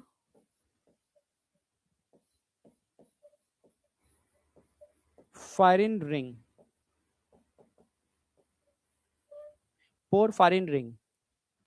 ठीक है। और अगर मैं ग्लोबिन की बात करता हूं तो उसमें दो अल्फा चेन होती हैं, दो अल्फा चेन, और दो होती है इसमें बीटा चेन। अल्फा चेन के अंदर 141 अमाइनो एसिड होते हैं, बीटा चेन बड़ी होती है, 146 अमाइनो एसिड होते हैं। Only for information. ठीक है, ये आपको ध्यान रखना है। हमेशा ऑक्सीजन किससे बाइंड करती है, हीम से बाइंड करती है। और CO2 किससे बाइंड करती है, इन पॉलीपेप्टाइड, चार पॉलीपेप्टाइड होती हैं, दो अल्फा चेन दो बीटा चेन, इनसे बाइंड करती है। ये सब चीजें बता चुका हूं मैं आपको। ठीक है, 4% हीम होता है और 90% ग्लोबिन प्रोटीन होती है। यहां तक कोई डाउट है किसी को, ये मैं पढ़ा चुका हूं आपको। हाँ, यस। फेरस, फेरस होगा, फेरिक नहीं होगा, फेरस बोलोगे इसको, Fe2 पॉजिटिव को ferrous.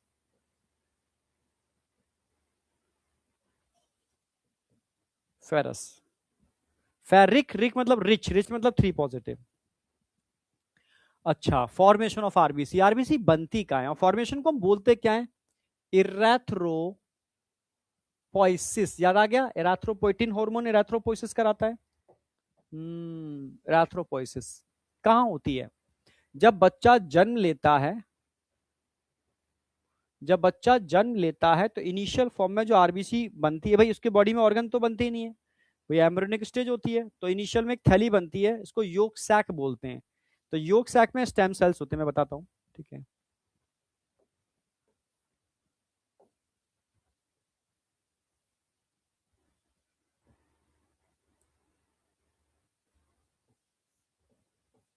In embryo,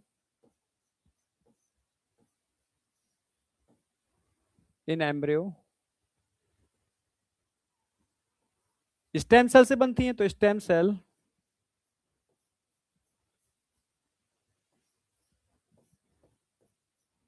present in yolk sac.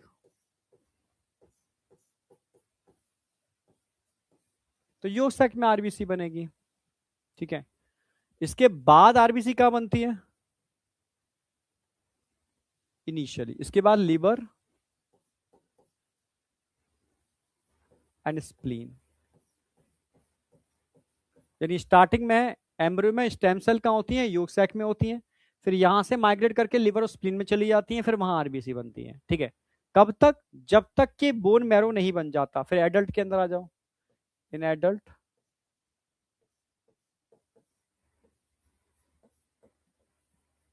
Red bone marrow,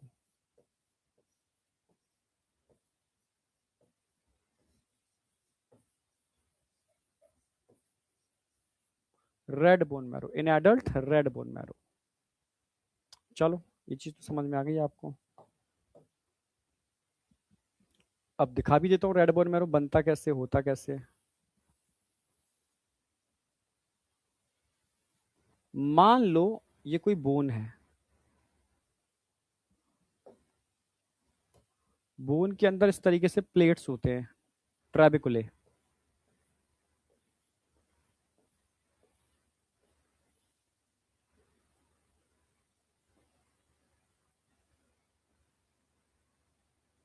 इनके अंदर होते हैं रेड बोन मैरो। भर के देखो, अरे भाई,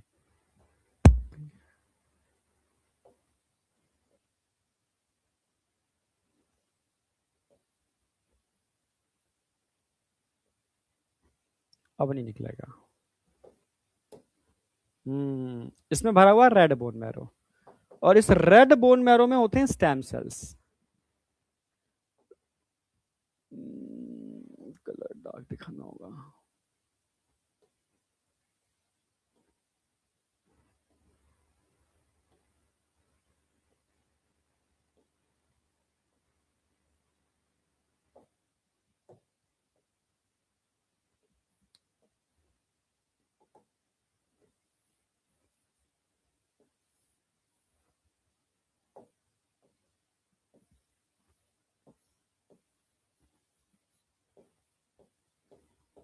बस यही स्टेम सेल जो होते हैं ना, इनसे सारी सेल बन जाती हैं। यस, इन्हीं से ल्यूकोसाइट बनती हैं, इन्हीं से रेथ्रो, इन्हीं से थ्रोम्बो, मतलब सब इन्हीं से बनते हैं। कैसे बनते हैं मैं बता देता हूँ, क्योंकि स्टेम सेल्स हैं।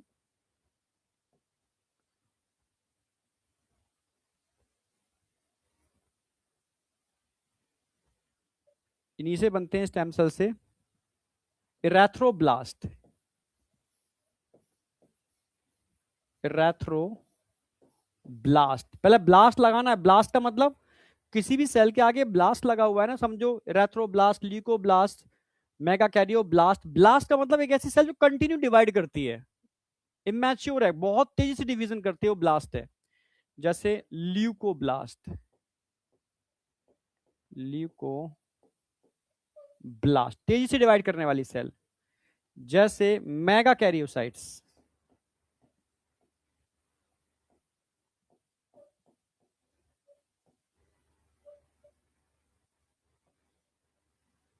इस तो डायरेक्टली बन जाते हैं, ठीक है। इरेथ्रोब्लास्ट से बनते हैं इरेथ्रोसाइट्स।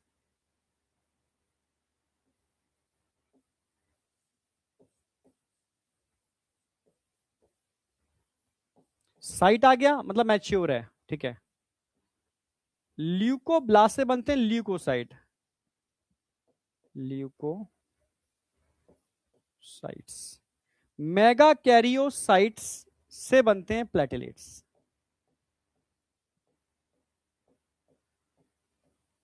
ये आपको पता होना चाहिए कौन किससे बनता है। इरेथ्रोब्लास्ट से बनते हैं इरेथ्रोसाइट, ल्यूकोब्लास्ट से बनते हैं, यस, ल्यूकोब्लास्ट से बनते हैं बेटा, हाँ।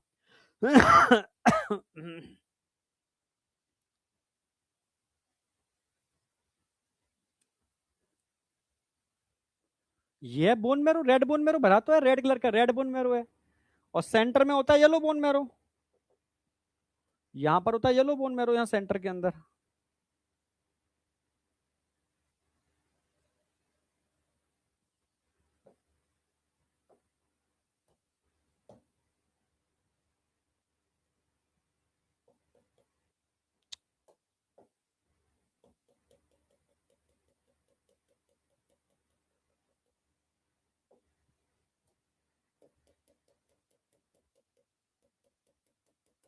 सेंटर में होता है येलो बोन मैरो, हेड पर होता है, ठीक है, लॉन्ग बोन के हेड पर, लॉन्ग बोन्स हैं सारी, लॉन्ग बोन।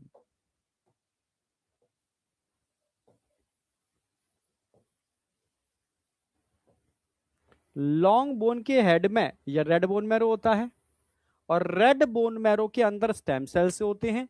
इन्हीं स्टेम सेल से रेथ्रोब्लास्ट, ल्यूकोब्लास्ट और मेगा कैरियोसाइट सेल, इनसे बनते हैं आरबीसी, इनसे बनते हैं डब्ल्यूबीसी, इनसे बनते हैं प्लेटेलेट्स। ये एक्चुअल में मैकेनिज्म होता है।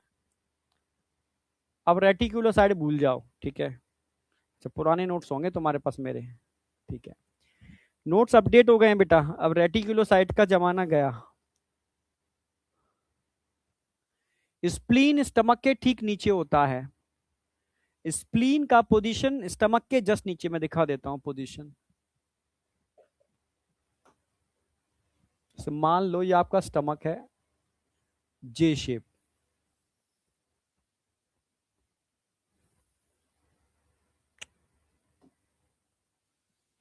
नहीं आएगा।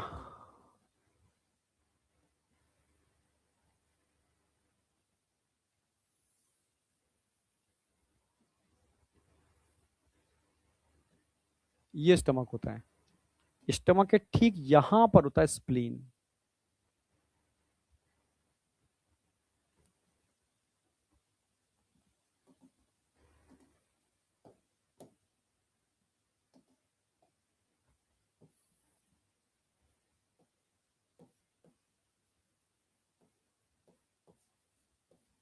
स्टमक के नीचे यहां पर लगा होता है स्प्लीन, ठीक है। सैक क्या बेटा, सैक, ऐसे सी सैक, योक सैक। और तूने बिल्कुल ट्वेल्थ पढ़ी नहीं है क्या? ट्वेल्थ में जब एम्ब्रियो बनता है तो एम्ब्रियो के अंदर एक थैला बनता है, ऐसा थैला, ऐसा, ये एम्ब्रियो बन रहा है, ये एम्ब्रियो है। एम्ब्रियो में ये होता है योक सैक, इसी के अंदर फूड होता है और सी के अंदर स्टेम सेल्स होते हैं। यही स्टेम सेल कुछ समय तक योग सैक में होते हैं, तब आरबीसी बनाएंगे, और जब एम्ब्रियो बड़ा हो जाता है, लीवर और स्प्लीन बन जाते हैं, तो यही स्टेम सेल चले जाते हैं लीवर और स्प्लीन के साथ। इनसे कहते हैं भी कुछ समय शरण दे दो, जब तक कि मेरा परमानेंट घर नहीं बन रहा, फिर इनके अंदर रह करके रेथ्रोपोइसिस करते हैं। फिर रेड बोन मेरो बन जाता है, तो वहां से बाय बाय कह करके यहाँ पर ट्रांसफर ले लेते हैं परमानेंट, और फिर लाइफ टाइम सेल्स को बनाते हैं, यही स्टेम सेल्स। और पूछो। मैक्रोफेज क्या होते हैं? भक्षण कोशिकाएं जो सेल फैगोसाइटोसिस करती हैं। जो सेल लॉन्ग लॉन्ग बोन है बेटा, लंबी हड्डियां, लॉन्ग बोन्स के अंदर रेड बोन मैरो होता है।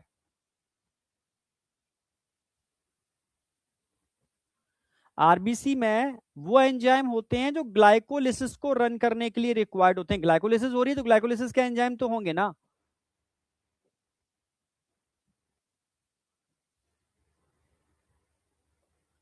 समझ रहे हो? ग्लाइकोलिसिस के एंजाइम होंगे क्योंकि ग्लाइकोलिसिस हो रही है, ठीक है, तो ग्लूकोज टूटेगा, उसके अंदर कैटाबॉलिज्म हो रहा है कंटिन्यू।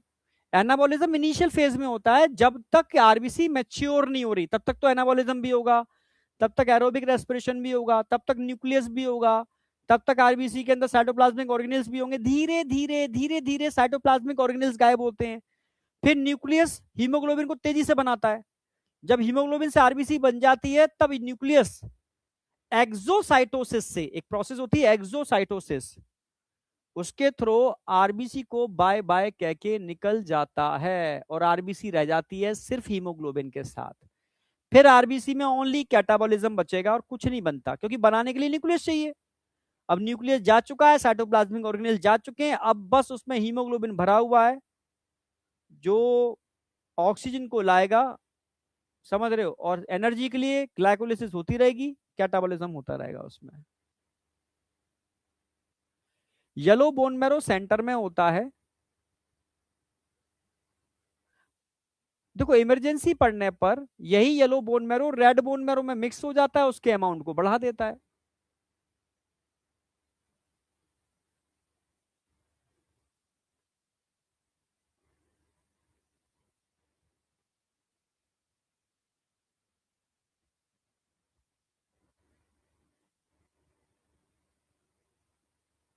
अब इतने सारे तुम डाउट पूछोगे, एक आध के तो छूटेंगे यार। सर सर एक हीमोग्लोबिन से ऑक्सीजन एंड CO2 दोनों बाइंड हो सकते हैं एक टाइम पर। अरे रेस्पिरेशन में कितना अच्छे से समझाया बेटा मैंने। एक हीमोग्लोबिन के मॉलिक्यूल से एक बार में या तो ऑक्सीजन बाइंड करेगी या CO2 बाइंड करेगी, पर एक आरबीसी के अंदर ऑक्सीजन और CO2 दोनों बाइंड हो सकते हैं। क्यों? क्योंकि एक आरबीसी के अंदर मिलियंस मॉलिक्यूल होते हैं हीमोग्लोबिन के, पर एक हीमोग्लोबिन से सिर्फ या तो ऑक्सीजन या CO2 बाइंड करेगी। क्लियर है बिल्कुल? लॉन्ग बोन ही होते हैं क्या? RBM, पता नहीं क्या लिख रहा है विकास। बेटा लॉन्ग बोन के अंदर रेड बोन मैरो होता है। जितनी भी लॉन्ग बोन होती है, लंबी हड्डियां, उनके हेड में रेड बोन मैरो होता है, और रेड बोन मैरो के अंदर ब्लड सेल्स का फॉर्मेशन होता है, क्योंकि स्टेम सेल उन्हीं के पास होती हैं।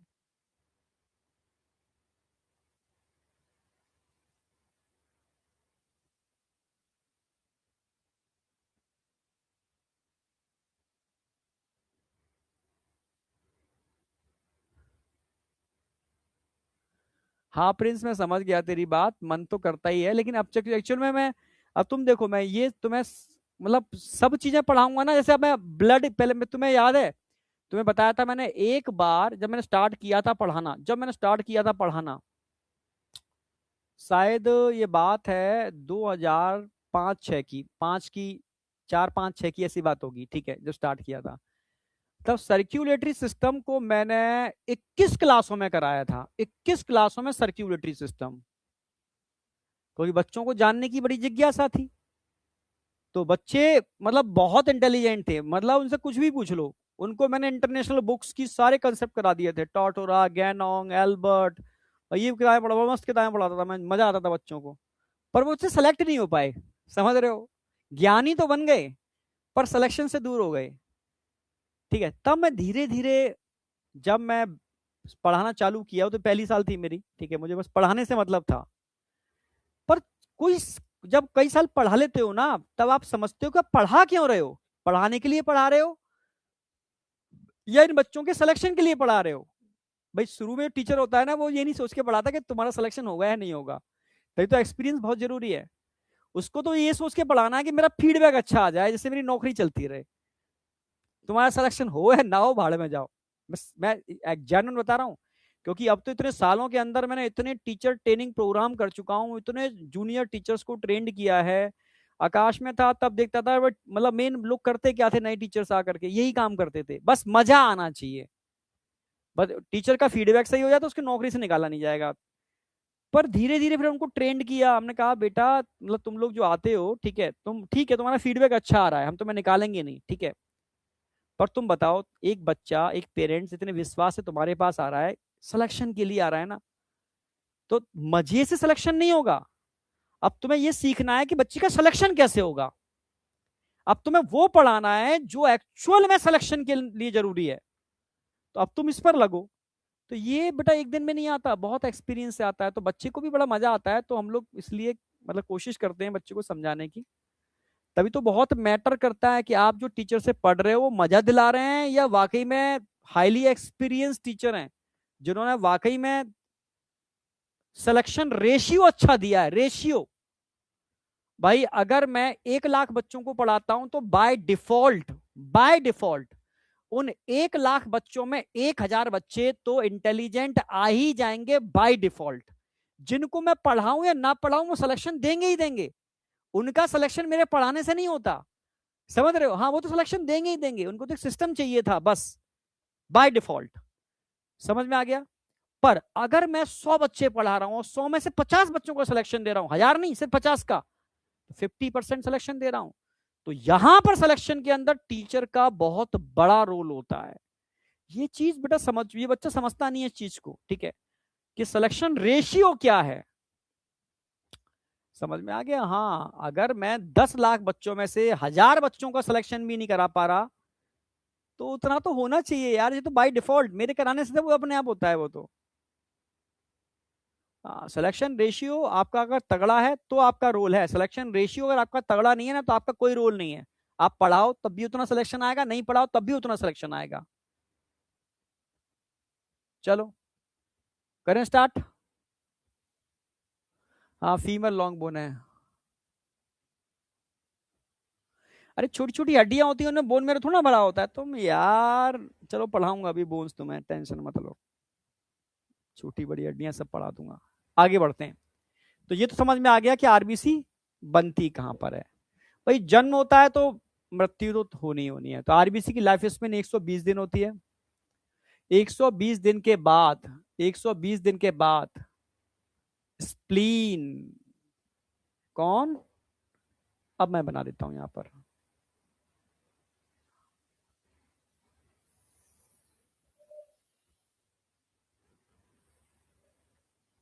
ये आपका स्टमक है। 120 दिन के बाद ये होता है प्लीहा, जिसको हम स्प्लीन भी कहते हैं। स्प्लीन में दो तरीके के फ्लूइड होते हैं, एक रेड पल्प होती है जिसमें ब्लड भरा होता है, और एक वाइट पल्प होती है जिसमें लिम्फ भरा होता है। लिम्फ, लिम्फ बहुत डेंस क्वांटिटी में होता है स्प्लीन के अंदर।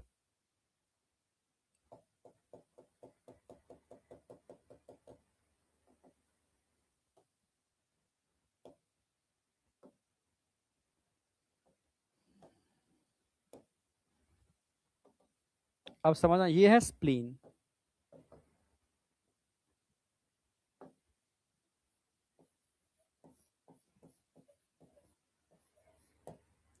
तो 120 दिन के बाद जब आरबीसी स्प्लीन से गुजरती है, ठीक है, समझना, तो स्प्लीन के अंदर कौन होते हैं, मैक्रोफेज, आर बी सी। तो जब स्प्लीन से आरबीसी गुजरती है ना, तो स्प्लीन के अंदर कौन होते हैं, मैक्रोफेज।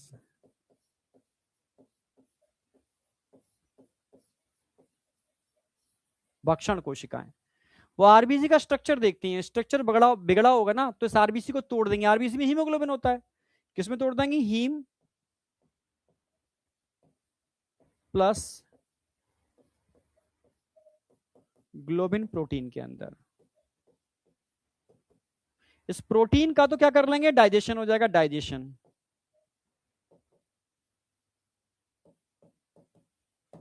अब हीम में भी दो चीजें होती हैं, क्या क्या होगा? आयरन Fe2 पॉजिटिव, ये लिवर में स्टोर हो जाएगा, लिवर में चला गया, स्टोर हो गया, काम में आ जाएगा। अब बचा क्या? पोरफ्रिन रिंग।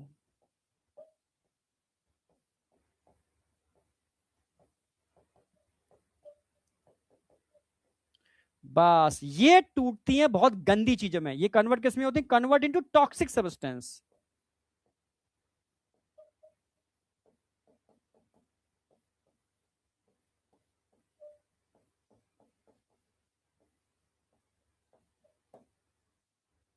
ठीक है, समझना, ये मैक्रोफेज स्प्लीन में होते हैं, इनको तोड़ देंगे, मार देंगे, और फिर ये सारा प्रोडक्ट कहां चला जाएगा? लीवर के पास, ये लीवर के अंदर। ये अगला प्रोसेस कहां हो रहा है? लीवर के अंदर।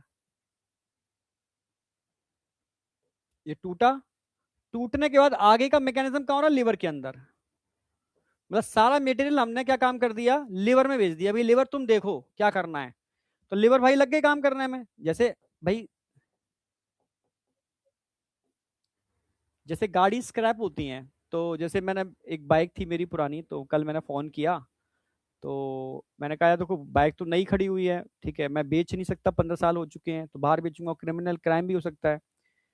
तो मैंने, आप क्या क्या करते हो? सर हमारा नोएडा के अंदर स्क्रैपिंग हाउस है, और फिर वहां से इन सारा जो जो स्क्रैप होने के बाद जो मिलता है ना, लोड करके हम भेजते हैं रुड़की।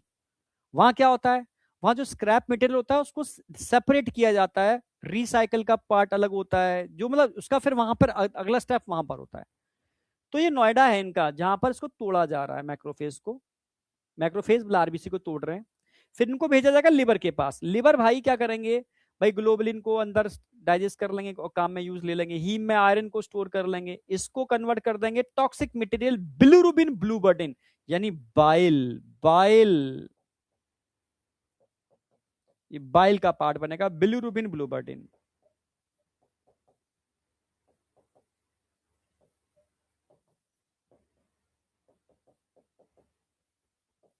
याद हो, लिवर के बाइल के थ्रू ये धीरे से आपकी इंटेस्टाइन में डाल दिया जाता है, और वहां से फीकल मैटर पॉटी के साथ बाहर निकल जाता है, कुछ अमाउंट में अब्जॉर्ब भी हो जाता है, और आपके यूरिन के कलर को भी येलो कर देता है। अगर ये नहीं निकल पाया ना टॉक्सिक सब्सटेंस, तो आपके ब्लड में फैल गया, लिवर में कोई कमी हो जाएगी तो ब्लड में फैल जाएगा, जॉन्डिस हो जाएगी, इंसान की मौत हो जाती है। ये पॉइजन है, समझ रहे हो? हाँ, ये पॉइजन है।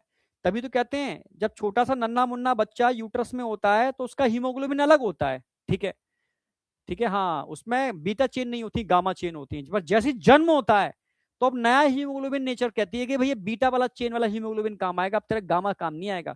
तो पुराना ब्लड रिप्लेस होता है नए ब्लड से, तेजी से ब्लड रिप्लेस होता है, तो तेजी से आरबीसी टूटती है, तो तेजी से ये बहुत ज्यादा मात्रा में बन जाता है। इसलिए नन्हे मुन्ने बच्चे को जन्म होने के बाद पीलिया होता ही होता है, जॉन्डिस हर बच्चे को होता है। किसी को हंसता खेलता होता है, रिकवर कर जाता है, कोई बिगड़ जाता है तो उसको हॉस्पिटलाइज करना पड़ता है। पर जॉन्डिस सबको होती है, क्योंकि हीमोग्लोबिन का रिप्लेसमेंट चलता है, ये मैकेनिज्म चलती है, ठीक है। और समझ में आ गया? और ये फीकल मैटर और यूरिन से बाहर निकाल दिया जाता है, इसलिए पेट साफ होना बहुत जरूरी है भैया। ये पॉइजन निकालने का काम करता है ये सारा सिस्टम। और तुम्हें शायद पता ना हो, नई जनरेशन, ये तुम्हारी उम्र के बच्चे हैं, ठीक है, वैसे तो ये ओल्ड एज में होने वाली प्रॉब्लम है, पर तुम्हारी उम्र के बच्चों को कॉन्स्टिपेशन भर भर के हो रहा है, भर भर के, समझ रहे हो? और कॉन्स्टिपेशन शरीर में हजारों बीमारियों का रूट कॉज है। मतलब पेट से ही सारा मामला, तुम डॉक्टर बन जाओगे समझ जाओगे, सारी बीमारियां पेट से चालू होती हैं, चाहे वो हड्डियों की बीमारी हो, ब्रेन की बीमारी हो, समझ रहे हो, आपके मतलब मसल्स की बीमारियां हो, हार्मोन की बीमारियां हो, सब पेट। जिसका पेट ठीक है वो सब सही है, जिसका पेट खराब सब खराब। समझ रहे हो, क्योंकि गट ही आपके न्यूट्रिएंट को एब्जॉर्ब करने का काम करती है। तो कॉन्स्टिपेशन मत होने दो, नहीं तो लंबे समय तक कॉन्स्टिपेशन रहा तो पाइल्स हो जाएंगे। ठीक है, समझ रहे हो, कॉन्स्टिपेशन से बचना है सबको। खूब डट के पानी पियो, डट के सलाद खाया करो, फाइबर खाया करो, मैदा खाना छोड़ दो। समझ रहे हो, कच्ची सब्जियां खाया करो, प्रोटीन अच्छे से खाया करो। हाँ बेटा, एडल्ट में भी स्टेम सेल होते हैं, स्टेम सेल ही तो बनाएंगे। स्टेम सेल ही यॉर्क सैक में होते हैं, पर स्प्लीन में होते हैं। स्टेम सेल ही बाय बाय कह करके रेड बोन मैरो में आ जाते हैं।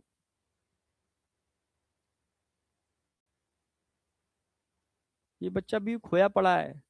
दो एक साथ होगी या नहीं हीमोग्लोबिन के साथ ऑक्सीजन CO2? Sir please. बेटा, एक हीमोग्लोबिन के मॉलिक्यूल से या तो 4 ऑक्सीजन बाइंड करेंगे या 4 CO2 बाइंड करेंगे। ऐसा नहीं हो सकता 2 ऑक्सीजन 2 CO2 बाइंड कर जाए। नो, या ऑक्सीजन या CO2, दोनों नहीं हो सकते। राकेश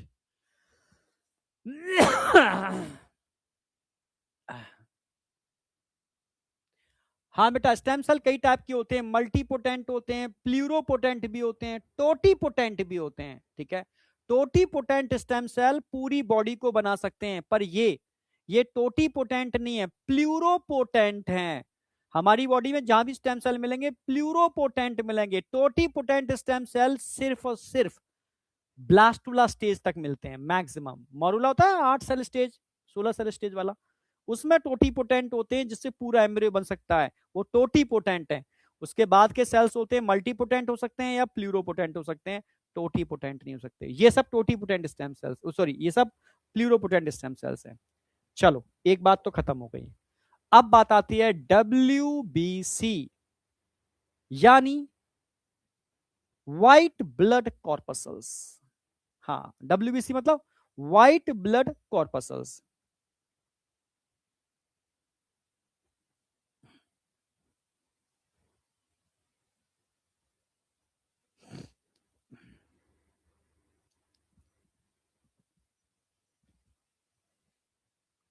टाइम हो गया है बेटा। प्लूरोपोटेंट स्टेम सेल्स वो होते हैं जो पूरी बॉडी को नहीं बना सकते, बॉडी के कुछ सेल्स को बना सकते हैं। ठीक है, टाइम हो गया है तो ये मैं आगे स्टार्ट करूंगा, पहले एनसीईआरटी कराऊंगा अभी मैं। क्या हो रहा है भाई, एनसीईआरटी करा के ही छोड़ूंगा मैं। अब आ जाओ, एनसीईआरटी जो सीक्वेंस चल रहा है सेम वैसे पैटर्न चलेगा, बस एनसीईआरटी करा के छोड़ूंगा। You have learned that all living cells have to be provided with, देखो एक बच्ची पूछ रही, बता दूं, प्लूरोपोटेंट का मतलब है जो बॉडी के सारे सेल में कन्वर्ट नहीं हो सकते, स्पेसिफिक सेल में कन्वर्ट हो सकते हैं प्लूरोपोटेंट। जैसे ब्लड के स्टेम सेल प्लूरोपोटेंट होते हैं। क्लियर है बिल्कुल? हाँ, टोटीपोटेंट पूरी बॉडी में। डिफरेंशिएशन हो जाता है ना, वो तुम अभी तुम्हें समझाऊंगा, जीन लेवल पे तुम्हारे समझ में नहीं आएगा। Switch off switch on gene. ठीक है, you have learned that all living cells have to be provided with, भाई जितने भी लिविंग सेल्स होते हैं सबको न्यूट्रिशन चाहिए, ऑक्सीजन चाहिए एंड अदर एसेंशियल सब्सटेंस चाहिए। वो कैसे मिलेंगे? और जो बेस्ट हार्मफुल सब्सटेंस बन रहे हैं आपकी बॉडी में, इनको बाहर भी तो निकालना है। तो कोई तो सिस्टम चाहिए जो अच्छी चीजों को इनके पास पहुंचाए और बुरी चीजों को इनसे लेकर के बाहर निकाले। वो कौन है? यही है, have to remove continuously for healthy functioning of the tissue is. ठीक है, it is therefore essential to have efficient mechanism for the movement of these substance to the cell and form the cell। ठीक है, ये तो simple है, आगे बढ़ते हैं। ठीक है, ब्लड लिम्फ। ठीक है, अब यहां से आ जाओ, यही बता देता हूं मैं। ठीक है, ऑर्गेनिज्म लाइक, अच्छा ये थोड़ा बता दूं, पुरानी मतलब बेसिक चीजें पढ़ाऊंगा आगे। Different group of animal have evolve different method of this transport, यानी इन चीजों के ट्रांसपोर्ट के लिए, यानी न्यूट्रिएंट और हार्मफुल चीजों के ट्रांसपोर्ट के लिए अलग अलग एनिमल्स के अंदर अलग अलग सिस्टम है। जैसे सिंपल एनिमल्स की बात करो, सिंपल एनिमल्स का मतलब है स्पॉन्ज, सिलेंट्रेट। ठीक है, सर्कुलेट वाटर, इनके अंदर क्या होता है? वाटर सर्कुलेशन देखने को मिलता है, पढ़ाऊंगा अभी एनिमल किंगडम में। इनमें वाटर सर्कुलेशन मिलता है। ठीक है, surrounding through their body cavity to facilitate the cell to exchange the substance, वो हेल्प करता है इन सब चीजों के लिए। पर जब मैं मोर कॉम्प्लेक्स एनिमल की बात करता हूं ना, मोर कॉम्प्लेक्स एनिमल, उनके पास स्पेसिफिक फ्लूइड होते हैं बॉडी के अंदर, ठीक है, विद इन देयर बॉडी, जो इन चीजों को ट्रांसपोर्ट में हेल्प करते हैं। जहां पर ब्लड की अगर मैं बात करूं, is the most commonly used body fluid, ठीक है, by most of the higher organism including humans for this purpose. जबकि अगर मैं दूसरे फ्लूइड की बात करूं, लिम्फ की बात करूं, also help in transport of certain substance, ठीक है, ये भी हेल्प करता है उस सब्सटेंस के ट्रांसपोर्ट में, ठीक है। In this chapter you will learn about the composition of this, ठीक है। ध्यान रखना, लिम्फ को हम टिश्यू फ्लूइड भी कहते हैं, लिम्फ को हम टिश्यू फ्लूइड भी कहते हैं। मैं लिख देता हूं, क्योंकि एक बार क्वेश्चन में डाल दिया था तो बच्चा कह रहा सर ये तो हमने पढ़ा ही नहीं है। अरे यार कुछ गड़बड़ है। अच्छा, लिम्फ तो मैं आगे पढ़ाऊंगा ना, अभी कहाँ है, ठीक है, उसमें लिख देता हूं मैं हल्का सा हिंट। लिम्फ को हम टिश्यू फ्लूइड भी कहते हैं, लिम्फ बोलो या टिश्यू फ्लूइड बोलो, एक ही बात है, लिम्फ बोलो या टिश्यू फ्लूइड बोलो, ठीक है। ये मैं आगे पढ़ाऊंगा लिम्फ के अंदर डिटेल में। चलो, ये तो क्लियर हो गया, आगे बढ़ते हैं। अब आ जाओ, blood is a special connective tissue, किससे मिलकर बना होता है, ठीक है। अच्छा, 25 वाली डल गई है, मैं 26 की डाल दूंगा अगली, उसके अंदर उसमें कोई चेंज नहीं हुआ है, ठीक है। Fluid matrix plasma formed element. Plasma क्या है? प्लाज्मा स्ट्रॉ कलर का होता है, विस्कस फ्लूइड है, कंस्टिट्यूटिंग भाई कितना होता है, 55% होता है टोटल ब्लड का। अगर मैं वाटर की बात करता हूं, प्लाज्मा में 90 से 92% क्या होता है, वाटर होता है। प्रोटीन कितना होती है, प्रोटीन 6 से 8% होती है, इन दोनों का परसेंटेज दे रखा है तो आपको याद रखना है। इसके अलावा फिब्रिनोजन, ग्लोब्यूलिन, एल्बुमिन, ये मेजर प्रोटीन होते हैं, मैंने माइनर भी लिखा दिए हैं। अब आ जाओ, थोड़ा बड़ा करके लिखा है मैंने। फिब्रिनोजन आर नीडेड फॉर, भाई फिब्रिनोजन का काम क्या होता है बेटा, क्लॉटिंग में हेल्प करते हैं। फिब्रिनोजन, प्रोथ्रोम्बिन किस में हेल्प करते हैं, क्लॉटिंग में हेल्प करते हैं। क्लॉटिंग को हम क्या बोलते हैं, कोएगुलेशन ऑफ ब्लड, इसमें हेल्प करते हैं। जबकि अगर मैं बात करूं ग्लोबुलिन की, ग्लोबुलिन बी लिम्फोसाइट होते हैं, primarily are involved in the defence mechanism of the body. And the albumin की बात करूं तो एल्बुमिन क्या काम करती है, ऑस्मोटिक बैलेंस में हेल्प करती है, osmo regulation. Plasma also contain small amount of minerals, क्या क्या होते हैं, sodium, calcium, magnesium, bicarbonate ions की फॉर्म में होते हैं, एक्सेट्रा। इनका मैंने रिड्यूसिंग पैटर्न दिखा दिया है, तो कई जगह काम आएगा। इसके अलावा क्या होता है, ग्लूकोज होते हैं, अमाइनो एसिड्स होते हैं, लिपिड्स होते हैं, एक्सेट्रा, ठीक है। मैंने इसमें कोलेस्ट्रॉल, ग्लूकोज, यूरिया प्रॉपर दिखा दिया है, also present in plasma. They are always in the transit in the body. Transit समझते हो, ट्रांजिट का मतलब है इंटरमीडिएट स्टेज के अंदर, ना ज्यादा होते हैं ना कम, ठीक है, ज्यादा होंगे तो निकाल दिए जाएंगे, ट्रांजिट स्टेट में रहते हैं, ठीक है, in the body. Factor for coagulation या clotting of blood are also present in plasma. हमेशा ध्यान रखना, जितने भी ब्लड क्लॉटिंग फैक्टर्स होते हैं किस फॉर्म में होते हैं, इनएक्टिव फॉर्म में। जितने भी ब्लड क्लॉटिंग फैक्टर्स होते हैं किस फॉर्म में होते हैं, इनएक्टिव फॉर्म में होते हैं। फैक्टर्स फॉर कोएगुलेशन या clotting of blood inactive form में। तो प्लाज्मा विदाउट क्लॉटिंग फैक्टर क्या कहलाता है, सीरम, ये मैंने कराई दिया है। सीरम क्या होता है, plasma without clotting factor, plasma में से क्लॉटिंग फैक्टर निकाल दो क्या बचेगा, सीरम। ये मैंने प्रॉपर डायग्राम से समझा दिया है, एनसीईआरटी को तोड़ तोड़ के करा रहा हूं आराम से। Erythrocyte, leucocyte and platelets are collectively called formed element. तो सबसे पहले मैं एराथ्रो की बात करता हूं, इनको क्या बोलते हैं एराथ्रो को, red blood cells, RBC, are most abundant of all the cells in blood. A healthy adult man has on average, ये आपको बता 5 से लेकर के 5.5 मिलियन आरबीसी पर एमएमक्यू होते हैं, मिलियंस में, एक एमएमक्यू के अंदर। आरबीसी कहां बनता है, कहां बनती है, रेड बोन मैरो में बनती है, एडल्ट के अंदर, कहां बनती है, एडल्ट के अंदर। पर यही मैं अगर एम्ब्रियो पूछूंगा तो आप बोलोगे स्टार्टिंग में योग सैक और बाद में स्प्लीन एंड, ठीक है, liver. RBC are devoid of nucleus, nucleus नहीं होता in most of the mammals, कहां पर भाई, RBC are devoid of nucleus, पर in most of the mammals, यानी कुछ मैमल्स ऐसे भी होते हैं जैसे कैमल और लांबा, वहां पर आरबीसी न्यूक्लिएटेड होते हैं, एंड आर बाइकॉनकेव, और बाइकॉनकेव होते हैं in shape. They have the red colour, red colour क्यों होता है, क्योंकि इसमें आयरन कंटेनिंग पिगमेंट होते हैं, हीमोग्लोबिन, इसलिए रेड कलर होता है इनका। Hence the colour and name of this cell, ठीक, इसलिए नाम पड़ा इनका। अ हेल्दी इंडिविजुअल, भाई एक हेल्दी इंसान के अंदर हीमोग्लोबिन कितना होना चाहिए? 12 से लेकर के 16 ग्राम, ठीक है, 100 ml ब्लड के अंदर होना चाहिए। मैंने रेस्पिरेटरी सिस्टम में भी लिखा दिया था, याद हो तुम्हें?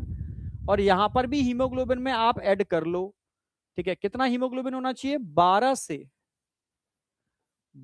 से 16 ग्राम पर 100 ml ऑफ ब्लड। वहां पर मैंने 15 ग्राम लिखा हुआ है क्योंकि वहां एनसीईआरटी ने 15 ग्राम दे रखा है। एक ही बात है, 12-16 के बीच में 15 आता है, एक ही बात है, ठीक है, एक हेल्दी ह्यूमन के अंदर। और तो कुछ बचा ही नहीं आपका, ठीक है। These molecule play a significant role in transport of, भाई क्या काम करते हैं? ट्रांसपोर्ट ऑफ गैसेस, इन सब में हेल्प करते हैं। RBC have an average life span 120 दिन होती है। उसके बाद स्प्लीन जो होता है ना, उसको हम ग्रेवियार्ड ऑफ आरबीसी बोलते हैं। आरबीसी, आरबीसी का कब्रगाह, ठीक है, ग्रेवियार्ड मैं लिख दे रहा हूं। स्प्लीन को हम क्या बोलते हैं? ग्रेवियार्ड ऑफ आरबीसी, आरबीसी का कब्रगाह। क्यों? क्योंकि वहां पर आरबीसी को मारा जा रहा है। स्प्लीन क्या है? स्प्लीन, अच्छा लिखा तो है, लिख तो दिया है। It is a graveyard of RBC, RBC का कब्रगाह है। इसको हम क्या बोलते हैं? एक नाम और से जानते हैं, also called blood bank of RBC, blood bank of RBC. Sir ऐसा कैसे, समझ में नहीं आया? एक्चुअल में स्प्लीन के अंदर रेड पल्प होती है ना, इसमें आरबीसी बहुत पैक्ड अमाउंट में, इस कमरे में इतने आरबीसी आएंगे ना, उनके आरबीसी को पैक करके मतलब डेंस फॉर्म में हमने जरा सी जगह में कर दिया है, इसलिए it is also called blood bank of RBC. Spleen को अब ब्लड बैंक भी कह देते हो। अब आ जाओ, अच्छा ये तो मैं कराया नहीं, अभी ल्यूकोसाइट तो कराऊंगा। तो ये आपका आज मैंने कंप्लीट करा दिया है, ठीक है। कुछ क्वेश्चंस हैं, ये होमवर्क में दे रहा हूं, बहुत सारे क्वेश्चंस हैं। कुछ सिंपल क्वेश्चंस हैं जो नए बच्चे ज्वाइन किए उनके हिसाब से हैं, कुछ अच्छे क्वेश्चंस होंगे, कुछ फिलिंग द ब्लैंक्स हैं। ये सारे सॉल्व हो जाएंगे, एक भी नहीं बचेगा, क्योंकि पूरी थ्योरी मैंने इनकी कवर की है, एक एक क्वेश्चन की थ्योरी कवर किया है मैंने। तो ये सारे आपको करने हैं फिलिंग द ब्लैंक्स इंक्लूड करके, ठीक है। ये होमवर्क है, प्लस होमवर्क में नीट एडवांस जितने मैंने बोली थी ना उतना नहीं करना है आपको, नोट कर लो। नीट एडवांस थोड़ी सी आपको कम करनी है, क्योंकि मैंने आज ल्यूकोसाइट नहीं कराए हैं। आपको नीट एडवांस करनी है, सबको सबको करनी है, कंपलसरी है। डब्ल्यूबीसी अभी नहीं करना। ब्लड प्लाज्मा वाला पार्ट कर लो बस। अच्छा अच्छा, नीट एडवांस आज मत करो, कल करना, कल मैं पूरा फॉर्म एलिमेंट करा दूं तब करना। आज तो मैं ये क्वेश्चन करने हैं, कल का मतलब अगली क्लास के अंदर मैं पूरा प्लेटिलेट्स तक का करा दूं ना, तब तो मैं जितना मैंने पेज बोला वो एक साथ करने हैं, क्योंकि कुछ क्वेश्चन मैंने मिक्स कर दिए हैं, ठीक है। तो ये आपका होमवर्क है, मिलते हैं बेटा अगली क्लास के अंदर। मे बी कल अगर तरुण सर की क्लास नहीं होती तो मेरी क्लास होगी, ठीक है, किसी एक की क्लास जरूर होगी, ठीक है। ओके, तो बाय, मिलते हैं ब्रेक के बाद, ठीक है। बाय बेटा, बाय बाय बाय। सैटरडे को ध्यान रखना है आपको, बायो मॉलिक्यूल करा रहा हूं हर उस बच्चे को, चाहे पुराना बच्चा हो या नया बच्चा हो, ठीक है। पुराने बच्चे का रिवीजन होगा, नए बच्चे का मैं कंसेप्ट क्लियर कराऊंगा, ठीक है। ओके बाय बेटा, बाय बाय बाय, अब कल ही करेंगे, टाइम भी हो चुका है।